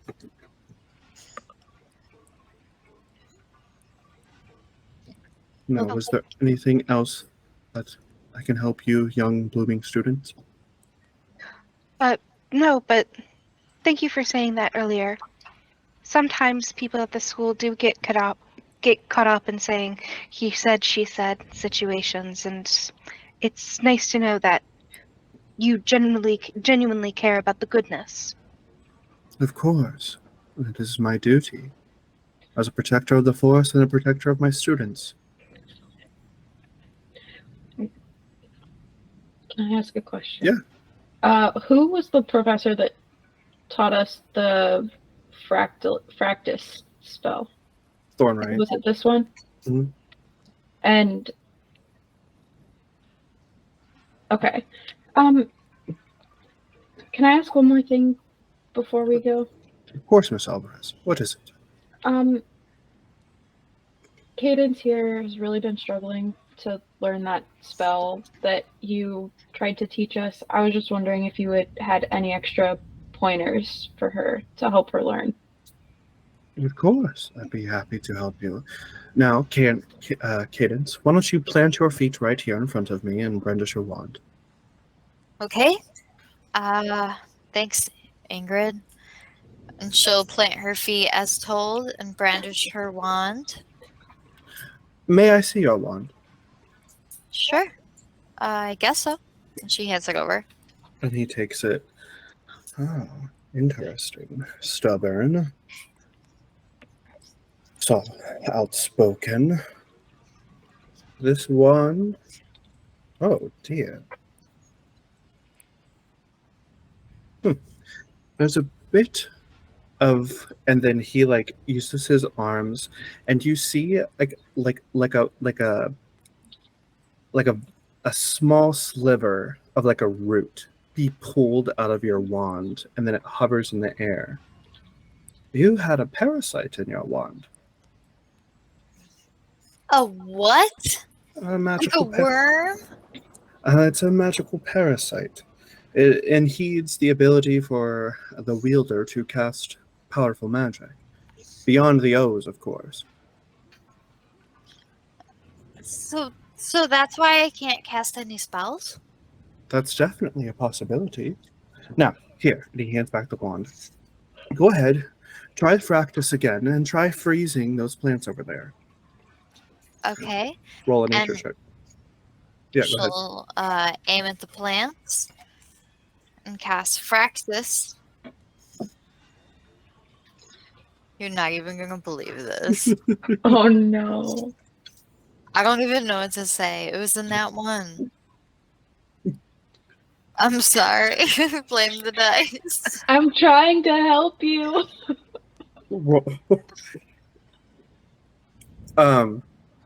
As you go to aim the fractus spell, Professor Thornwright watches your hand flourishment, and he immediately grabs onto your hand as vines come down from the greenery to stop that magic from happening. Oh dear, yes. No explosions of fire here today. A little less with your wrist, more in your concentration. Try again. Okay, thank you. I really want to do this right. I promise I'm trying. Go ahead. Remember, it comes from inside of you. It comes from inside. I'm remembering that so hard. Roll with advantage. Okay, thank you, because that wasn't great. And what am I rolling exactly? An Nature. intelligence? Nature. Nature. 12. So, from within you, you feel an icy chill in the tips of your toes as it courses through the bottom of your feet, up through your soul and through your sternum, and then you feel it generate out of your fingertips and into the wand as icy fractal magic spikes out, and then you have successfully cast the practice spell. Thank Yuna. Well, there you go. Okay, that wasn't so hard. That was... Okay, I hope I can do it again. Thank you so much for your help. Of course, that is what Thank I'm you here for- for. Yeah, thank you for taking the time to help us. Of course. Miss Rose, you should take a leaf out of Ingrid's book. She has a lot of wealth of knowledge about the natural world. I can tell and sense that in her. I love nature. I've spent so much time in nature, and I really feel like I'm in tune with it. I don't know why this is so hard for me. I never thought it would be. Do you think, if I may ask, that just because you love something doesn't mean it loves you back?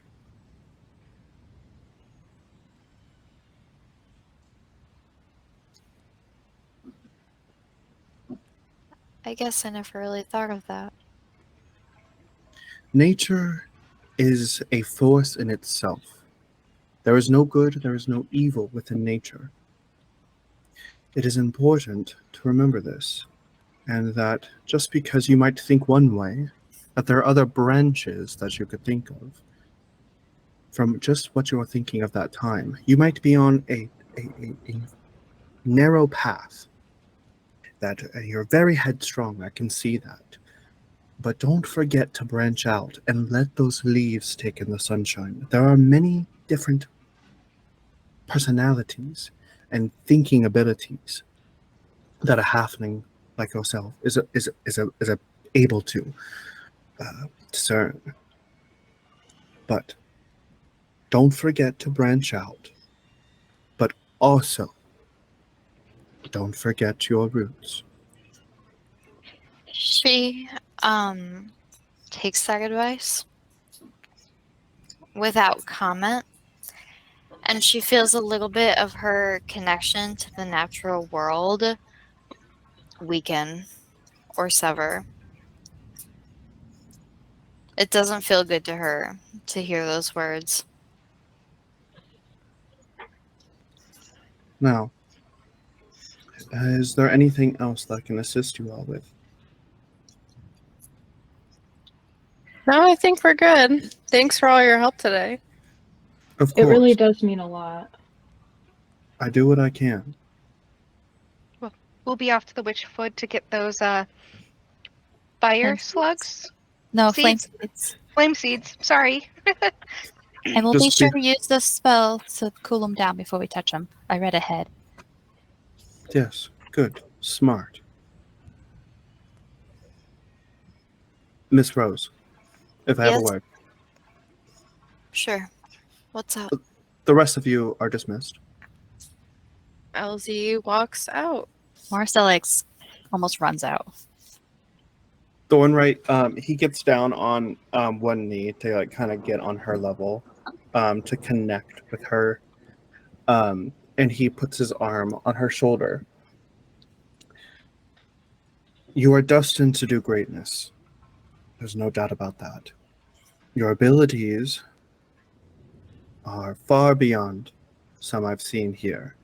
And while yes, you may have trouble conjuring magic, I hear your potioneering is quite exquisite. Yeah, except that the potion teacher hates me and wants me expelled.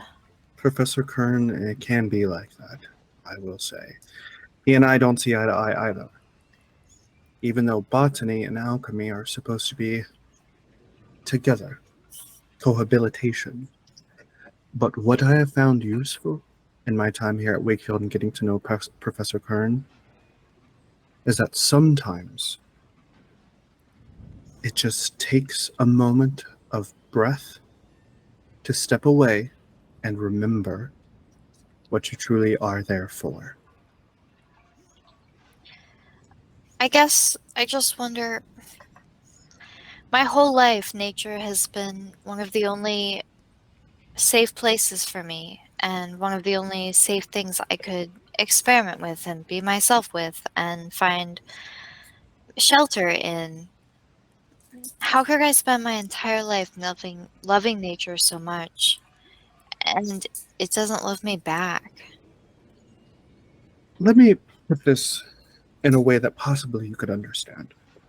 Let's say that you are in a forest, whatever forest you wish, and you come across a river. No, a stream, if you will. And in that stream, water flows like a current, simply, happily, easily.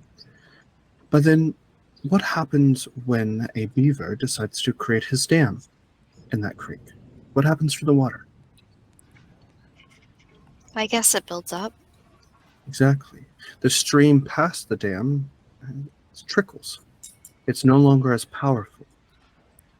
But that beaver needs the river in order to create its home, to find its food. It makes it its habitat. Sometimes we create dams in our lives because we are stubborn and stuck. And we don't realize that there's other things flowing around us that we may impede. So once Mr. Beaver realizes that his dam is stopping the lake from where the water, it's full, where all the fish swim, ducks are, people fish, romantic getaways on lagoons, is draining, the beaver might be able to move its home, or at least let the water flow past. Well, I think I understand, but how do I do better? I want to do better. I'm afraid, my dear, that that's something you're going to have to figure out yourself. Well, am I at least doing okay? If you're asking about if I signed your expulsionary letter, no. No, you didn't sign it, or no, I'm not doing okay? I did not sign it, though I was asked to. And let me tell you this, no other professor signed it either. Only Professor Kern? Exactly. Well, thank you for taking the time to talk to me. And I will think about what you said about the river and the beaver. You'll do well to remember that. Now, go. Be with your friends. Thank you. You're welcome, Sure. Miss Rose. She'll run off. Okay. And you meet up with the rest of your friends? Mhm. What was that about, Cadence? Nothing, just talking about some extracurricular stuff. Oh, okay. Well, how much time do we have before next? Or no, we're headed to the Witchwood, right? Mhm. Okay. Should we go there right now? Before I it gets think too it's. dark, I think. Yeah, I now agree. would be the time. Good idea. All right. So you guys head out to the grounds, and you head towards the Witchwood.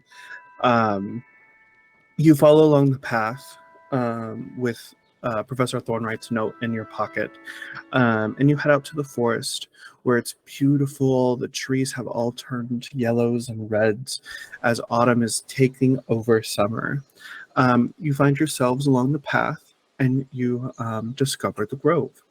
As you're walking along the path, um, you feel the sense of nature kind of surrounding you, with its breezes and just the woodland creatures maybe coming up closer than normal, and things like that.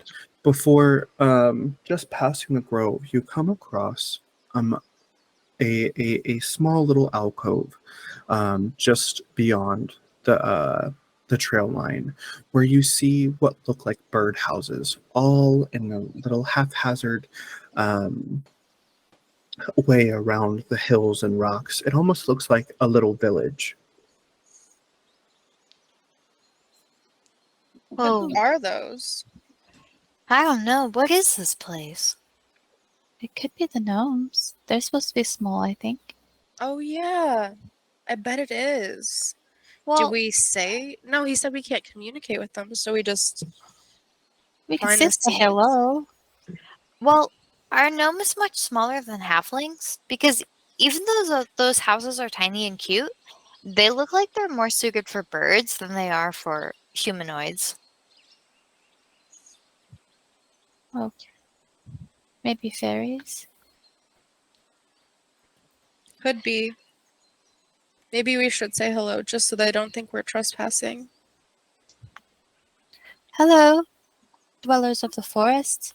We are here, passing through to find some flame seeds for class. We bid you no harm. As you kind of approach the village, you start to see out of the chimney stacks smoke coming from them, Are as if there are small little fireplaces on the inside of them. And then one of the doors to the bigger one of the small houses opens, and you see just maybe a foot tall creature step out of it. It has a long red hat, and a blue little cloak, and it's got just the hat kind of covers its eyes almost, so you just see its nose and mouth. It almost looks like a small little infant. Oh, hello. You must be one of the gnomes that Thornwright told us about. They come up to you, and then they start giggling and sounding like little babies, as more and more kind of start pouring out of the houses, as 6 or 7 of them kind of all surround you, and they are giggling. This is a little weird. And they're probably like up to Cadence's chest. And she sort of like pushes them back. Don't hurt Oh. them. Yeah. I'm not hurting them. I just mean that they're, getting a little close. Could you point us in direction of a cave that contains flame seeds, perchance? Or take us there? All of the little creatures, they start giggling and like bouncing up and down, like, and then they all like scatter throughout the village, and they all seem to be hiding Oh, playfully. do we hide too? Do we play? Are they playing hide and seek? At that, Maristela will hide behind a tree. Can I roll history or whatever to see if I know whether or not those are definitely gnomes? Roll Just a basic intelligence check.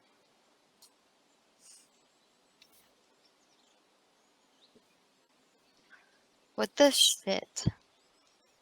5.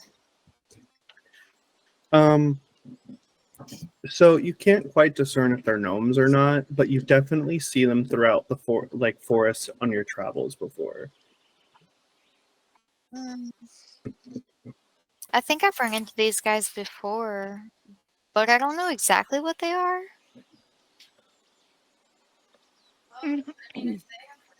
Let me think back to see if I remember reading anything. Is that okay if I roll? Yeah. 12 plus intelligence, you said? Yeah. 18. So you think about them and you realize that they're pretty discernible to be gnomes, and you know them to be playful little creatures that like to play games like tag and hide and seek. These are definitely gnomes, and they're just playing with us. I think that maybe if we play with them too for a little while, they'll be willing to help us. Okay, so we just need to find them? Yeah. Okay, so Elsie walks over to one of the little houses and looks back at Maeve and then looks back at the house and kind of like gently knocks on the door before she opens it and like bends down to look inside. Look, you kind of like peer inside and you see that it's just like it's like almost like a dollhouse.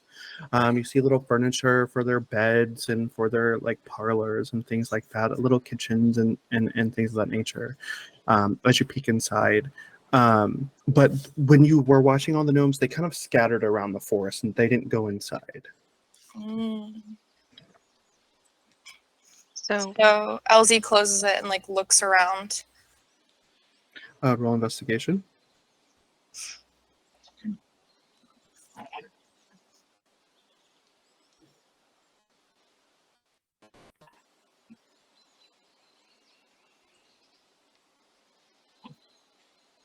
Eight. So as you kind of scavenge around, looking for the gnomes, they're blending in so well to the forest, so you don't seem to see any in your area. Well, they can't be that hard to find. And Cadence will start like kind of shuffling through any dead leaves on the ground or any like fallen logs or anything at her height, ferns or whatever that she can sort of overturn. Okay. Roll investigation.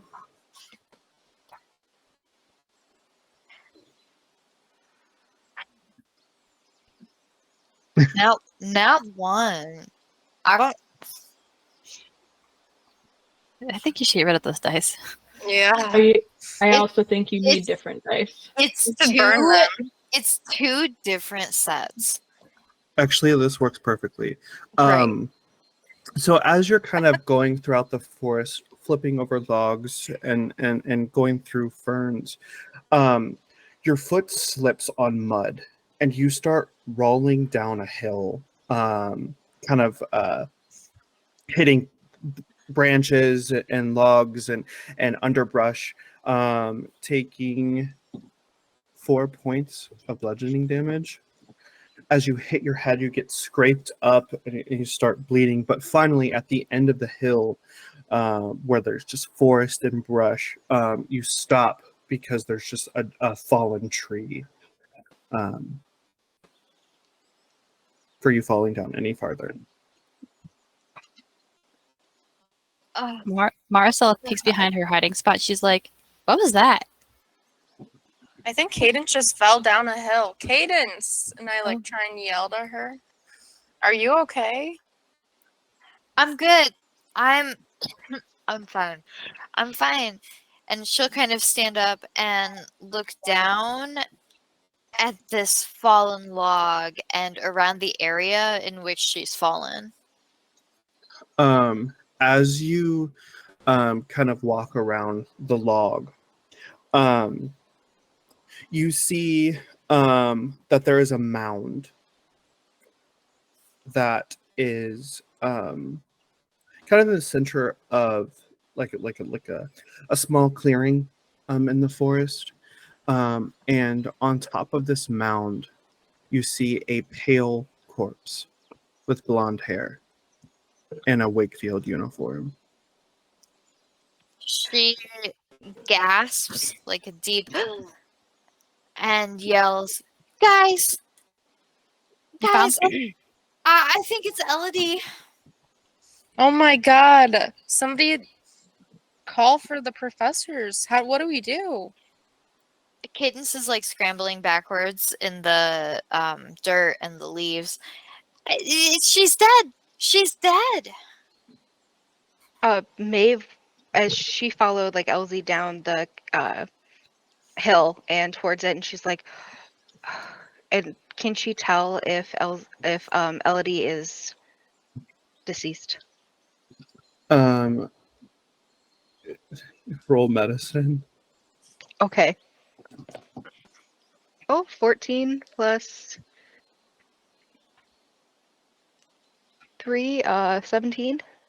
This corpse is dead. Okay. Mara will follow Maeve down, but then see the dead body and turn to a tree and be like, Professor Thornwright, I think we need some help. Wow, I wonder what happened to her. She looks so pale. It's Her Elodie, soul isn't got it? Sucked out of her. I mean, don't you think it's Elodie? Like, it has to be. I She's think it is. She's the only one reported missing, and she does have the same blonde hair as the girl we saw in the hallway the other night. We really need to get Professor Thornwright. DM, do her features match Elodie's? Roll Roll what? investigation. My highest roll of the campaign. 3. Don't laugh at me. 13. So they're pretty discernible that she is a young adult human with horn, brown or yellow hair. She looks like she could be Elodie, but it's not discernible for 100% fact whether or not. But it does look like her. I can go back and get Professor Thornwright or any professor I see. Just stay here, and if I get lost, I'll call for you. So Ow. you're about a half an hour into the forest. Oh. I think it's a good idea to go get a professor. I mean, what else are we going to do? I don't want to carry her body back. And we don't want to get blamed for this. No, we'll all go. Let's all go together. What if the gnome- body's All of gone? us go back? the gnomes have trialed down the hill finally at this time, and they all kind of like hop up on the log, and you just hear them like silently like crying like a child. Well, it's okay. We're gonna try to get this solved for you. I'm very sorry for the sight. Do you know what happened here? As you look down at the log where they're all standing, you see that something has carved into it. What's that?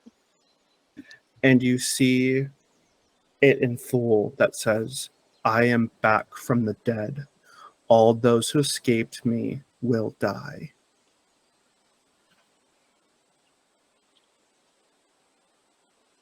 Do you think that's Malister?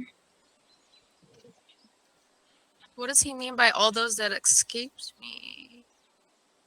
I feel like we might need to look into Malister's history a little bit more. Well, how could we learn more about Malister's history? Wait. Whoa. Wait, so we're going to look into his history, but he's still alive? He's here? No, he came he back died. from the dead. He died hundreds of years ago. You don't really think he's here right now, do you? That's what I'm Well- asking. Do you? They never No. found out what happened to him. Ingrid's gonna look at Maeve, and then, do you think that that's who we saw? That black figure? If it's back from the dead, it sure is scary, and that sounds scary to me. Yes. I mean, it possibly could be, but we need to know more. We need to. It's not something we can put a definite yes. It's a possibility. As you're all talking, you begin to see just the circle of the clearing, the tree line, about 15 humanoid-looking figures emerging from around the circle surrounding you. Oh, Guys, we have company. I think we should go. Well, who are you guys? As they step into the evening sunlight, you see that all of their features, some of them have moss growing off of them, tree branches, leaves, vines, just people that look that they have nature has taken over them basically. And then one steps forward, who is wearing this like flower crown tiara on what looks to be a feminine figure. Her skin is green and pale. She wears no shoes or anything like that, but she looks just absolutely reverent. The most discerning thing about her is her black eyes. oh. Can Mar see if these are also dryads? Dryads? They don't look anything like Professor Thornwright. Don't. Okay. Thornwright is like full of life, like he's flesh colored, and they like all of these people are almost green to translucent looking, shimmering skin. Who the hell are you guys? The one with the flower crown who steps forward, she looks at Cadence, and Cadence, you get this feeling of you're in the presence of something higher, and that this figure, this woman, could evaporate you from nothingness with a blink of her eye. Like she just this regard of like, whoa. Guys, I think we should get out of here. Wait. What if they can help us? Are you here about Elodie, the girl here? Are you upset? Do you know what happened? The woman creature steps over to the corpse, and she kneels down beside it, putting her hands or like her fingers over her forehead. She closes her eyes and then opens them and then looks at the five of you, still not saying anything. Guys, I think we should go. I think we've intruded here. Yeah, I kind of have to agree. And Cadence will step back to stand at Elsie's side. As you step back, you feel them behind you as they have encircled this entire thing. Was this what happened to you guys too?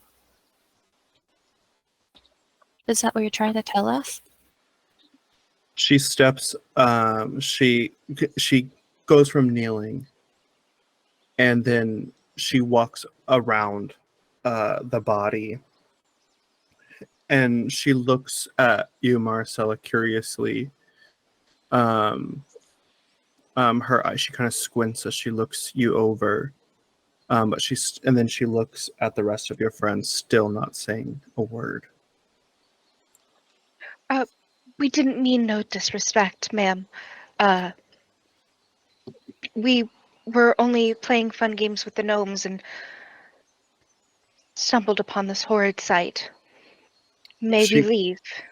she looks over at the gnomes, who are all like silently crying on the log, and they all like get up and then they run over to her as she bends down, and you hear her speak, and it sounds like bird song. It sounds like woodland creatures. It sounds like the wind through the trees. As all of the gnomes like kind of like jump up a little happily before getting back down, and then she looks up at you and she says, "I don't know what has happened here.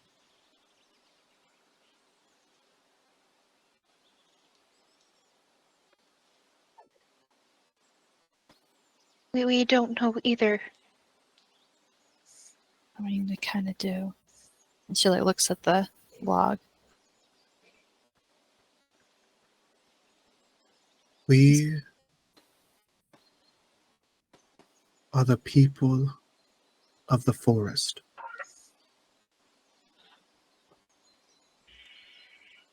Fey.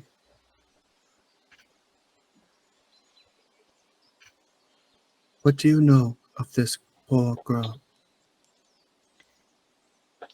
She was a classmate of ours. She went missing. I don't think even the professors know what happened to her. Shh. We saw her once in the hall. She was attacked by something dark that reanimated armor. And then she went into the infirmary, and we saw her in class the next day, but we never saw her again.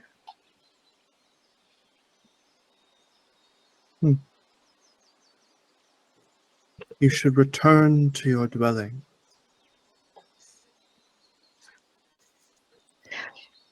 Will do. And Mar will bow now, knowing that they are fey creatures. Well, we were looking for a flameseed. That's not important right now. Well, it kind of is. Do you know how to find one? Mhm. She walks over to you and she just stares down directly at you. What do you need of that? Well, I don't know. It was just our homework. One of our professors asked for it. Yes, I know where they are. So, could you tell us? Yes, I could. So, will you tell us? What do you know of the Fey? Well, I know some stuff. I've read some books. Don't. And she's gonna nudge Cadence, be like, "Don't say any more. There's more important things going on right now than a flame seed. But Don't even say my name." her jaw drops a little bit, and she looks between Maristela and this beautiful Fey, and she doesn't say anything else, trusting her friend. And she backs up a little bit and gives like a thank you, and then kind of turns off and hurries off to Maristela's side. May we leave? You may leave. Mara will bow and like back away without like turning her back. Maeve will also bow, and she'll look at everyone else and start walking towards where they came. The creatures of the Fey, where they're all surrounding the wood, they stand still, not moving. Okay. Mars are not going to say anything or do anything or even breathe, basically, until she's like out of their sight. So they did move aside for us to leave, right? No. Oh. There's room to walk past them, but they don't move. Maeve will try to go between them as she leaves. Okay. Elsie will also try to squeeze between them. I think Cadence is sticking close to Maristela after the talk they had, so I'm assuming we're towards the back. Mm-hmm.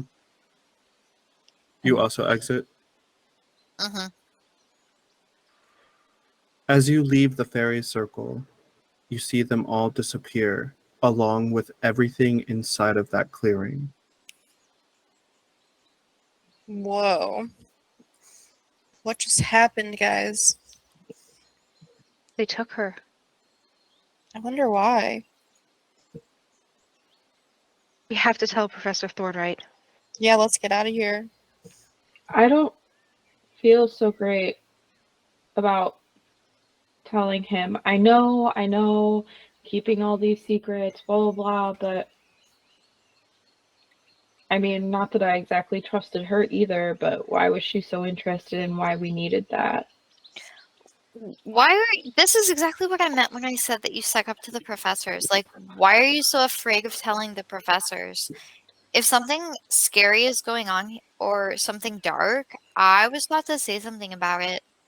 I would rather not get caught up in it, and I'd rather not die. So I feel like we should tell them. Okay, so I'm going to start off with your tone. It's your tone. That's what makes me reactive. You got to stop coming off so aggressive. But, and I will try to be calm, by telling all of that stuff the first time around, that's what got us all wrapped up in it. And that's what got us put in the room with Evie. And that's what got the investigation going. And I'm not saying that we are never going to tell the professors. I'm not sucking up to them by not telling them. I feel like maybe that's even the opposite. I just feel like,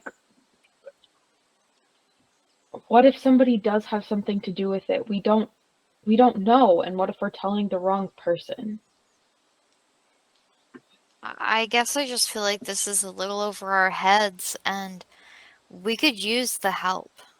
But we've only been bitten in the butt for that so far. Like, I have to agree with Ingrid here. I want to tell someone because I don't know what to do, but all the professors seem to not want to talk about this. At this time, you see Professor Thornwright coming down the pathway towards you guys. She looks at everyone. We have to tell him. He He knows is what's here. happening. He is here for the goodness of the people here and this forest. You heard him. He does not care about she said stuff that Professor Kern did. I mean, girl chances are... died. A girl died. He needs to know. Ingrid's gonna mutter to herself and be like, that's what he wants you to think. And No, then just kind of like go, like, not really say anything else. Elsie's gonna be like, well, he might already know anyway because of the plants. I agree Thornwright, with Maeve. Either way, we should tell him. Thornwright approaches briskly, and he says, Maristela, I heard your call. Is everything okay? No. What is wrong, dear girl? The Fey were here. And I don't know if we had formed any contracts at all because we were speaking to them. What did you say to them? Why were they here? What are you... The Fey? Yeah. She looks at the others like, should we tell him? We have to. Tell him. At this point, we have to. I think we found a body. I'm not sure if it's Elodie's or not, but they took the body. The body? You found a corpse. This down She- that Uh-huh. down there. She was Oh. small. She had Wakefield uniform and she had blonde hair. Yeah, and she was all pale and purple and dead. He goes with a very discerning look on his face, very distraught, and he's like, there are so many questions. First and foremost, when you spoke to the Fey, what did you say? I asked them. You asked them a question. I did. How many of you asked a question? I asked about the flameseed. I asked if we can leave. Interesting. You asked the Fey of something. What did you give in return? Nothing. Well, they I- didn't exactly do anything for us. But that's They- how they do it. That's how they form contracts. They asked about information of the girl. And where is And- she now? They took her. So that's the payment. So we gave them some girl's body in exchange for basically nothing. It's how the Fey Lives. works. Well, that sucks. Oh gosh, this is horrible. We shouldn't have said anything. I should have known better. Same. You should have. It's neither here or there. It's past now. Professor Thornwright, what do we do? That poor girl.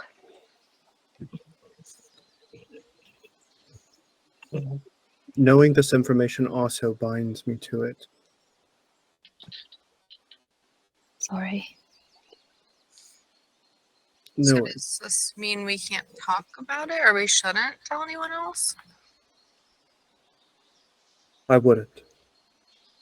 But you are each your own person.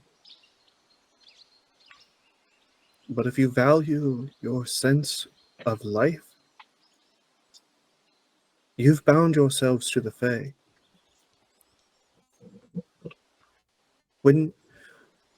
How many were there? 15. 15 exactly. Hmm. Yes. And did any of them, you said which one of them spoke to you? I feel like the queen of them all. She had a flower crown. Very regal. Very intimidating.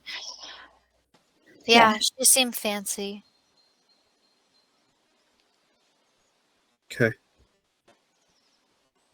Okay. Well, what does that mean? Did they allow you to pass, or did you walk through the circle? We I mean, they said we could leave, and then they didn't move, so we just walked through. we just walked out. You trusted the Fey. Well, yeah.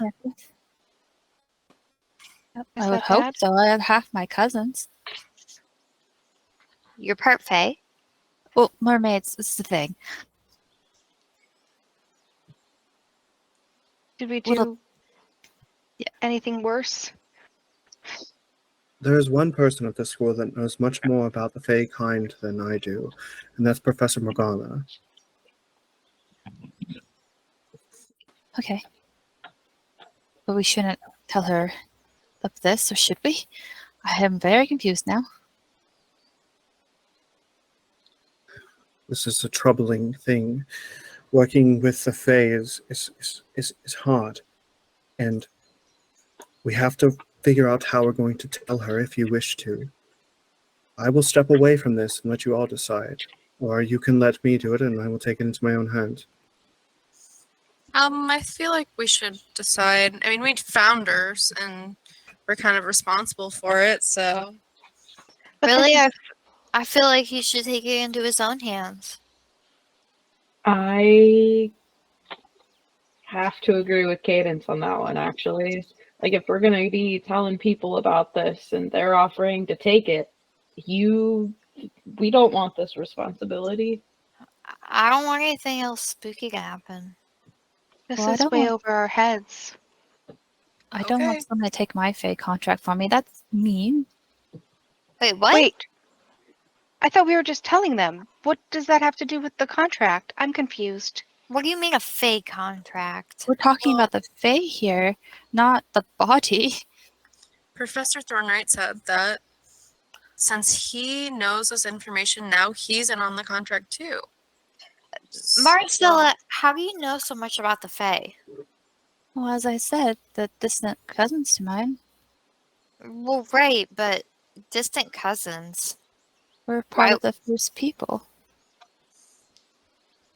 Or beings of Everas. I guess I just don't see why this would affect you at all. Well, I'm just worried about the Sealy Court and Unsealy Court coming after me.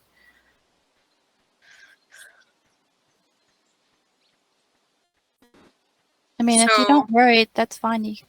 I just don't want to give up my contract for somebody else to have the burden.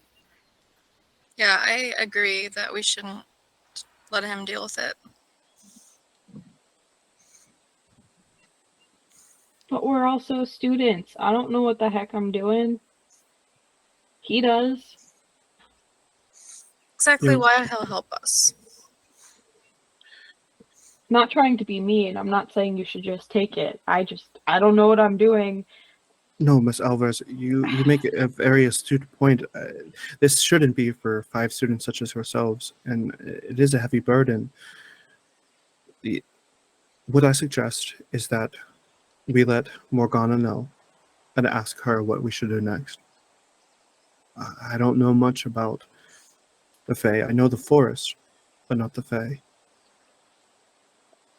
It's a deadly game you play, We didn't mean to start any game. and that's exactly how the Fey work. They prey on those who do not understand. They prey on what normal conversations to us is binding to them. At least none of you said thank you. I think I might have. Did 3 we? of you did. Did I? Yep. That's the Uh-oh. DM telling you. I forget. Ren, totally- Oh, shit. Ren, Ash, and Cadence all said thank you at some point. Do I remember that? Roll wisdom Okay. All of us? if you want to remember. Yeah, if you know you did, then you did. But if you- Yeah, I did. Because at the Yeah, end. I totally did. I kind of Oops. forgot, but 14? you remember yourself saying it 3 times. Oh, shit. I mean, remember at one of our first lessons with Professor le Fey? It was about the Fey, so we did learn about them already. Yeah, Big no, fun months. I definitely remembered that. We only learned about the magic, not the social Etiquette. etiquettes. So, speaking of social etiquette, I definitely thanked them like 3 times. Okay. Well, you said that they took the body and everything else within that area. The gnomes, too. Hopefully, that is your payment. And if it's not, Then we have more things to worry about. We will not know until Morgana knows. She knows how to tell whether or not you've been under a Fey's contract. Okay. Well, and what happens if you didn't think the Fey? Nothing. You're safe. Oh. So if I said nothing in that No. interaction, then I'm fine. Unfortunately, you left the fairy circle before they parted. Oh. Okay. So we're all in possible trouble. Thank you for talking to Professor Morgana on our behalf. I think you all should be there as well. I agree. That's the only way that she's going to be able to discern whether or not this is a binding contract or just a casual happenstance. Now, if it was just one or two Fey, that's usually something a little bit less to worry about. But due to there being 15, and you had the presence of their matron, What about the body? Did we tell her about the body?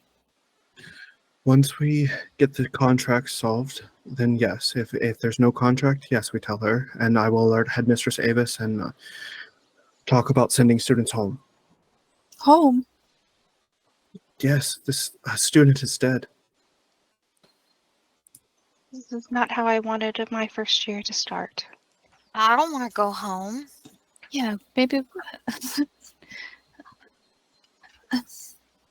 Well, let's start. First things first, we see if our contract is done and over with or if it's still open. Good. Let's just get back to the school.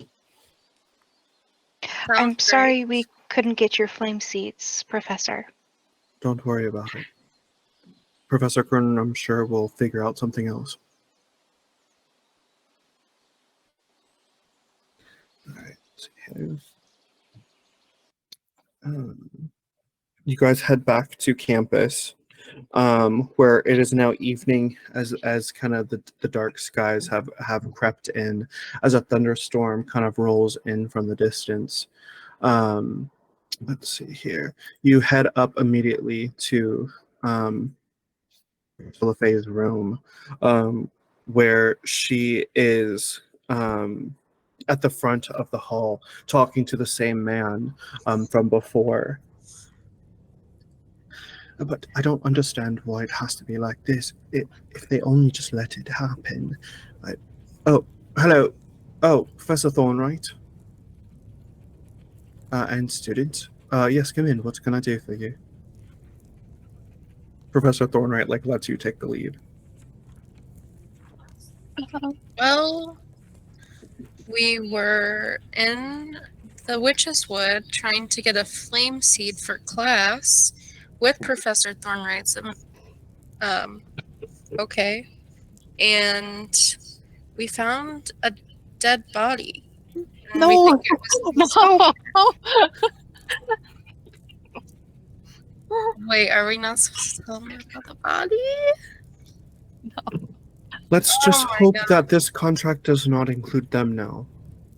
And Morgana, she steps forward and she says, contract, Thornwright, what are you talking about?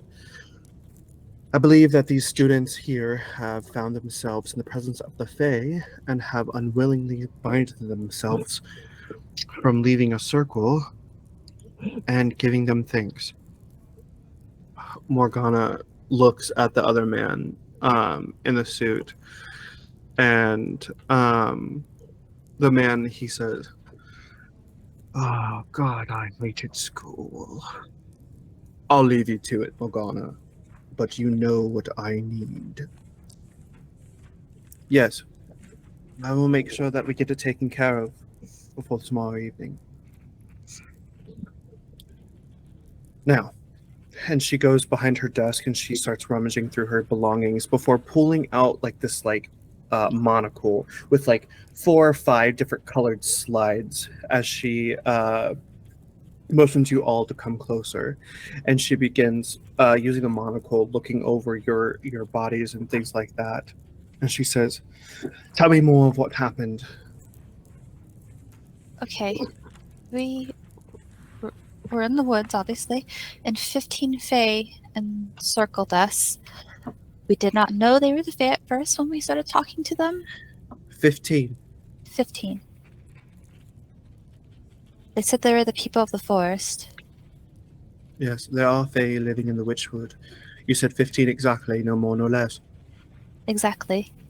Was there a matron there? Yes. Perfect. And you said there was a dead body? Yes. Might have been a student. Probably was a student. Elodie? I didn't get a good look, but it was blonde. It looked like her. She continues looking at over all of you. Um, 15 Fey mark the signal of a burial.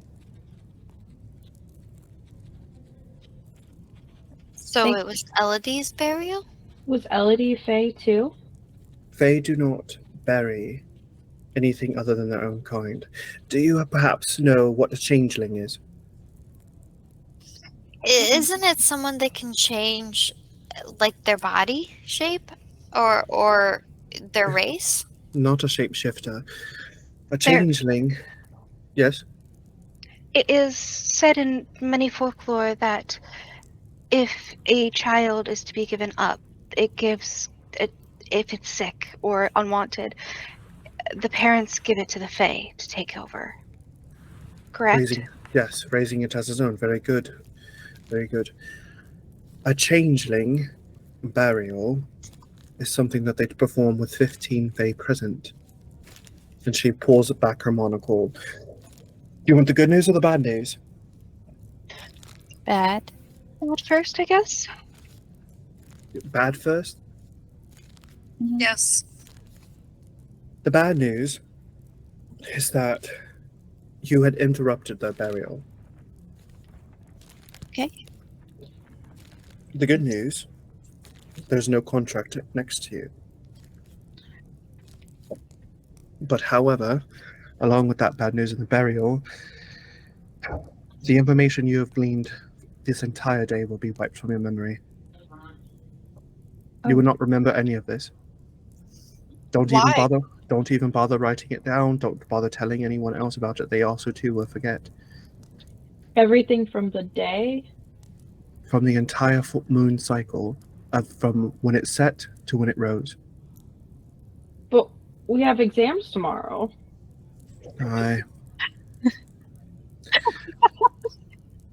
I'm glad you're worried about your academics, Miss Alvarez. That is quite important. The exam will be waived for the rest of you. For God. the rest of you? What about... Do you mean for them and not me? No, for the 5 of you. Okay, I but will something make it- else happened today and I don't want to forget it. What else could possibly happen to you, child, that you do not wish to remember? Listen, you and your big mouths is rubbing off on me. I need to get away from these people. Are you has a okay, Miss big Alvarez? mouth? Ladies, this is not how we act. This is a highly important thing. Well, I don't know what she's I had a really about. important experience when it comes to my divination, and I feel like if I lose that, then I might be set back, and I don't want that. Okay. So there's actually only one other way to remember everything that happened that day, if you wish to do it. Okay, but if you wipe our memory, I'm not going to remember you telling me this. No, there's one way to remember it. You'll take it to Okay. your grave.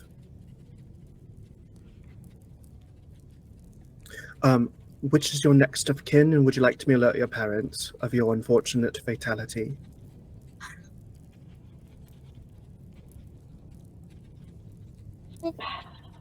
Fine.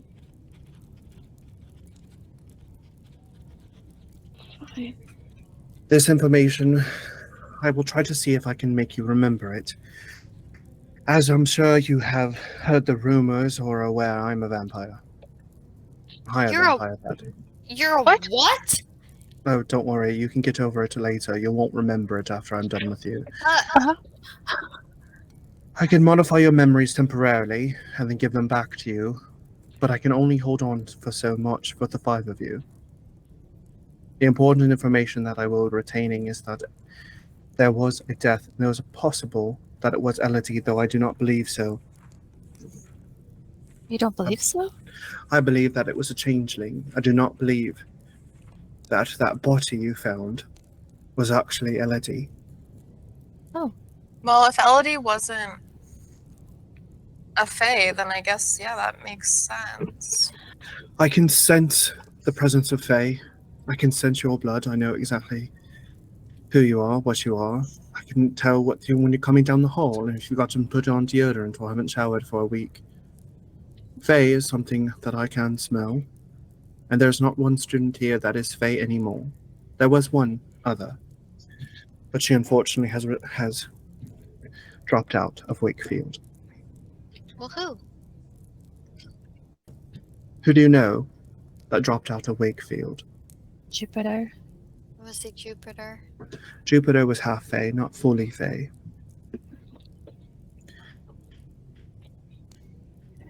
Well, if Do you you need know a why wipe, she dropped? Do sorry. you know why she dropped out? Unfortunate circumstances, yes. But she just seemed so motivated to be here. Yes. And I wish to tell you more, but I cannot. Because you're wiping her memory. Got it. I have no doubt that the five of you ladies will discover what's actually happening here at this school.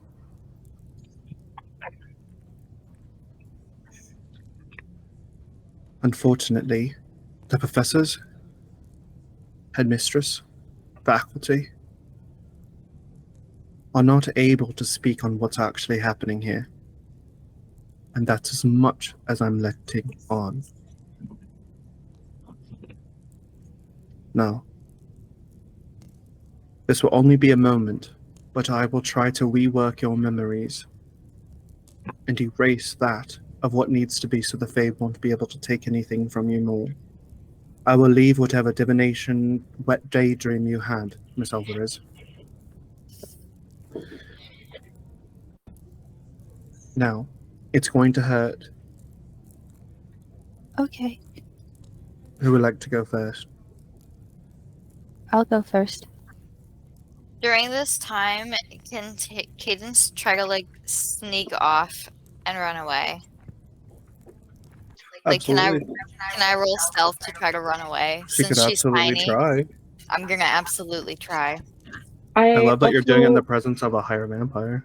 With Lucifer. Also, Listen, it feels right for the character. I'm gonna give it my best shot. What am I rolling? Sleight of hand or stealth? Stealth. Okay, He's like 30 to 45. 20. Nope. That does not beat your 28. She tries to run. As you run out of the classroom, in a quick movement of flash, the man in the black suit is at the door and hoists you up from the back of your shirt. And he looks over at Morgana. You got a runaway here.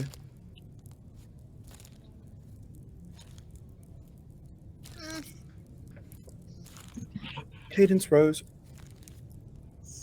There was Yes? a petition for your expulsion that came across my desk recently, and I did not sign it. However, you're endangering not only yourself, but the four people that you also are here in this room.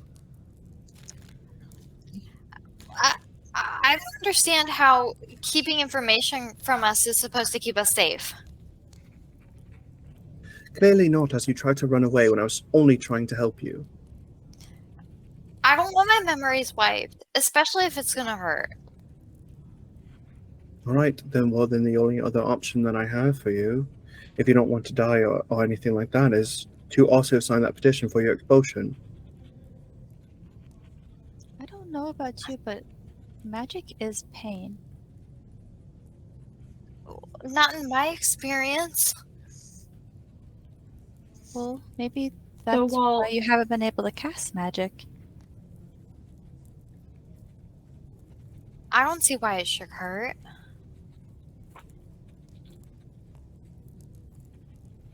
I don't want to be expelled. I gave up everything to be here. Then give up more for your friends. Unless that's not what you think of them as your friends. I do think of them as my friends. I do. I just Don't see why our memory has to be wiped. Your memories are only being wiped and modified so that I can retain them and give them back to you tomorrow after the Fey have come and invaded your mind. Or were you not listening to this? Professor Kern, I'm starting to see why he signed the expulsion. You are combative, argumentative, and only in it for yourself. You are quite selfish. That isn't true. But it is.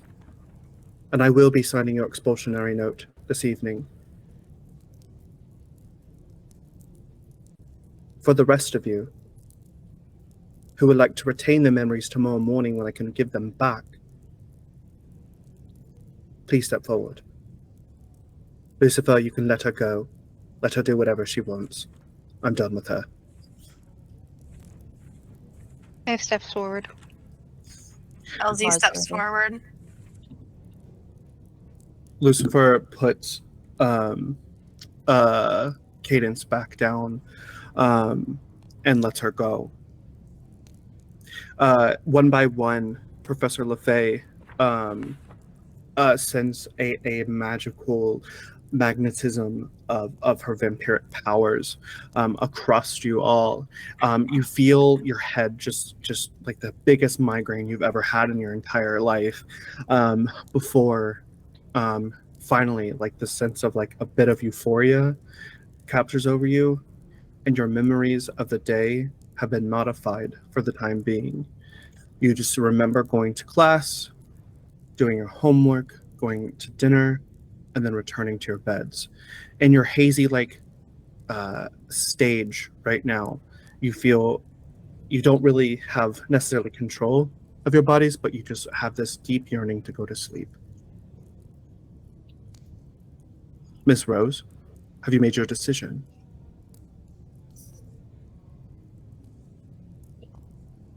She will not say anything, but bow her head and walk forward to the professor.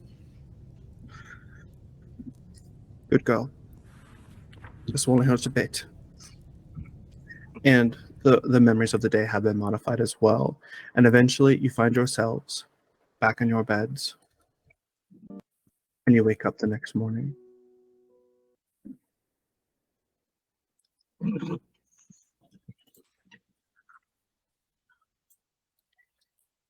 Well, Mara comes back from her morning lakeside swim and gets changed and ready for the day. She's like, we have exams today. That's true. Ingrid's in her spot on the couch, already like showered and dressed underneath her blanket with her tea and a book. Maeve has already gotten dressed. She has grabbed all of her books, and she's actually already down at the breakfast hall. No, you're not. Okay, sorry, I am not. I am about ready to leave for the breakfast hall. Yes. Anybody else? Sleeping in. Elsie's ready to go. Just as you all are, kind of finishing up your morning routines before you head out of the room, Evelyn comes in the room, and she throws her bag across at the couch, not hitting Ingrid. And loud. I have that on for now. And she scoffed, and she's just like, "What on earth are they thinking?" Ooh. Ingrid kind of like peers up from her book and like puts her other hand on her mug of tea. Just because some dead girl winds up in the forest only to be discovered by Professor Thornwright, they're going to cancel everything at school and send us all home. Elsie overhears this and gets closer, and she walks up to Evelyn, and she's like, "Hey, Evelyn, my name's Elsie. I don't know if you remember me." Yes, I do. We're sweet mates, and I mean, if I'm not exactly lying, you are quite pretty. Thanks. You're So, really good looking too. I love that outfit. What were you saying though about everything's canceled today? Yeah, they decided to cancel everything until they can decide what they want to do for the rest of the term. Hold on, I'm just gonna find something. They can't cancel school. I mean, that's horrible. What happened to that girl? But oh goodness. And Maeve sits down in like an armchair. That's Who there. even was Elodie Graves? Who does she think she is? I don't know. We only saw her once, I think, in the hall. Yeah. She comes in here causing a whole bunch of trouble, gets herself cut on a sword in the history room, steals my bag, and thinks that she's just gonna die. Yeah, I don't think so. Oh, do you have plans to save her? She's dead. Oh, right. so you did find out who stole your bag. How did you find out it was her? Well, the suits of armor and statues like to talk. After I got working with that Revelist spell, I started casting it around the room. And finally, one of the suits of armor decided to talk and said that Elodie decided to charm one of the suits of armor and to attack anyone who went by. She said that she cut herself on a sword and started screaming and running in help. She did it herself, and she stole my bag too. What would she have to do with your bag? I mean, it's a nice bag, but she Need wouldn't I be say able to more? carry it out. But she wouldn't be able to carry it around school. Everyone knows what your bag looks like. Yeah, this happened after hours in the dead of night. Did you have like jewelry or anything worth money in it that she might have stolen? That bag is worth more than everyone's tuition here combined. Well, I guess that is incentive.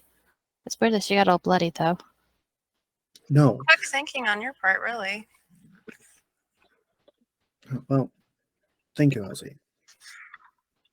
Yeah. I mean, I'm just calling it like I see it. I mean, it sounds like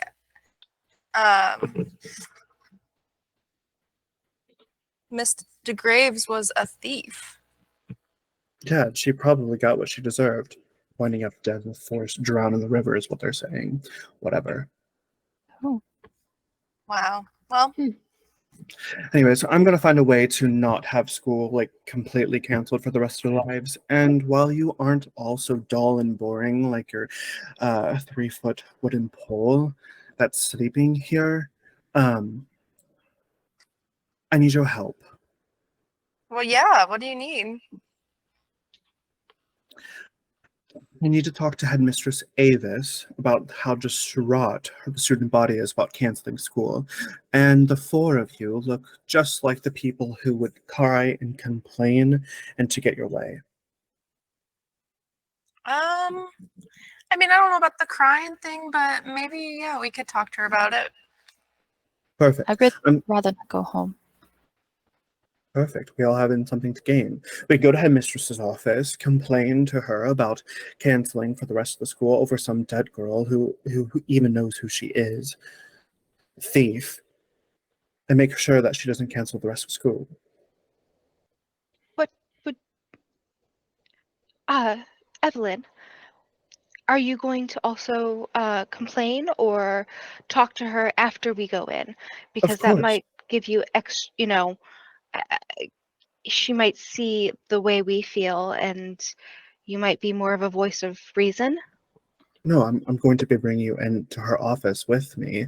Oh, I was gonna say, I mean, now that you say that, that's fine, but we all know we're nothing compared to your voice, so I don't know why you think we could help with that. I mean, I'm willing to help. I just am surprised that you would ask. There's strength in numbers. Exactly. And also, it's not reprehensible, but I have seen your academic roster. You all are not bad at school. I'm sure a know-it-all like yourself, Bane, would be happy to talk about how her brother helped save the school when he was here. And maybe that can have some type of pool. Oh, you know about my brother? Yeah, everyone does. Oh, What happened? I actually don't know the story. Well, I guess not everyone does. Supposedly, he had dabbled in some dark magic during his 3rd year when he left on sabbatical. But when he came back, he was all prim and proper, and everything is great and fancy. And then all of a sudden, the darkness arrives at the school, and he thwarts it away, saving the school and the entire student body. Interesting. Wow, Maeve, didn't know you had a hero in your bloodline. Didn't know either. His face is practically plastered on every brochure. A document. He's renowned as like one of the greatest heroes of this godforsaken school. Do you not talk to him? Maeve looks up and she isn't exactly like crying, but like her eyes are a little little wet. No, I don't. Why not? He no longer wishes to speak with me or my family. So, like, what did you do then? I was asking him questions in a letter, and he told me never to contact him again. Jesus. And I thought I had family issues. Well, then I guess that's out of the rule book. But I'm sure Headmistress Avis will understand your plight when you talk about how your brother saved the school. I can definitely put on a front and, even make the waterworks happen. Perfect. Brian can work. Wait, aren't there 5 of you?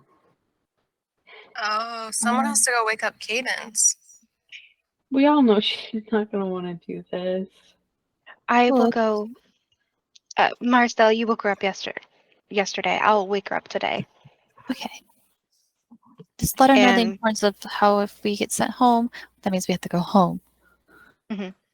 And Maeve nods and she walks to the room Cadence is in. And she shakes her gently. Cadence? Cadence, you have to get up. This is of great importance. Mm-hmm.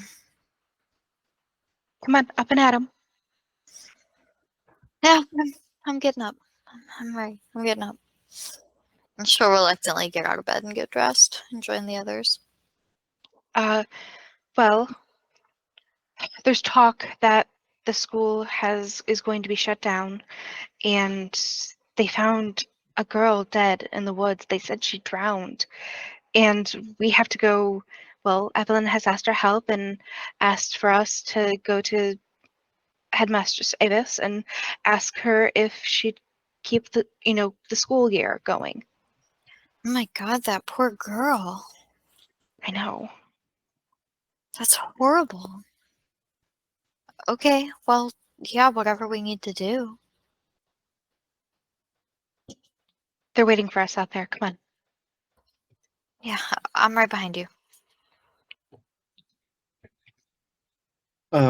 You get dressed, and get your things on. And Evie is pacing at the front door. Perfect. Now that we're all here. So just work up the waterworks. Make sure that you tell how much this school means to you, yada, yada, yada. We get school saved. Okay. Everyone's in agreement? Yes, we will do our best to do that. I definitely don't want to go home. Perfect. Now, and she like fixes her makeup a little bit. She's like, let's go change some lives. Let's do it. And that's what we'll end tonight's episode. Oh no. Oh.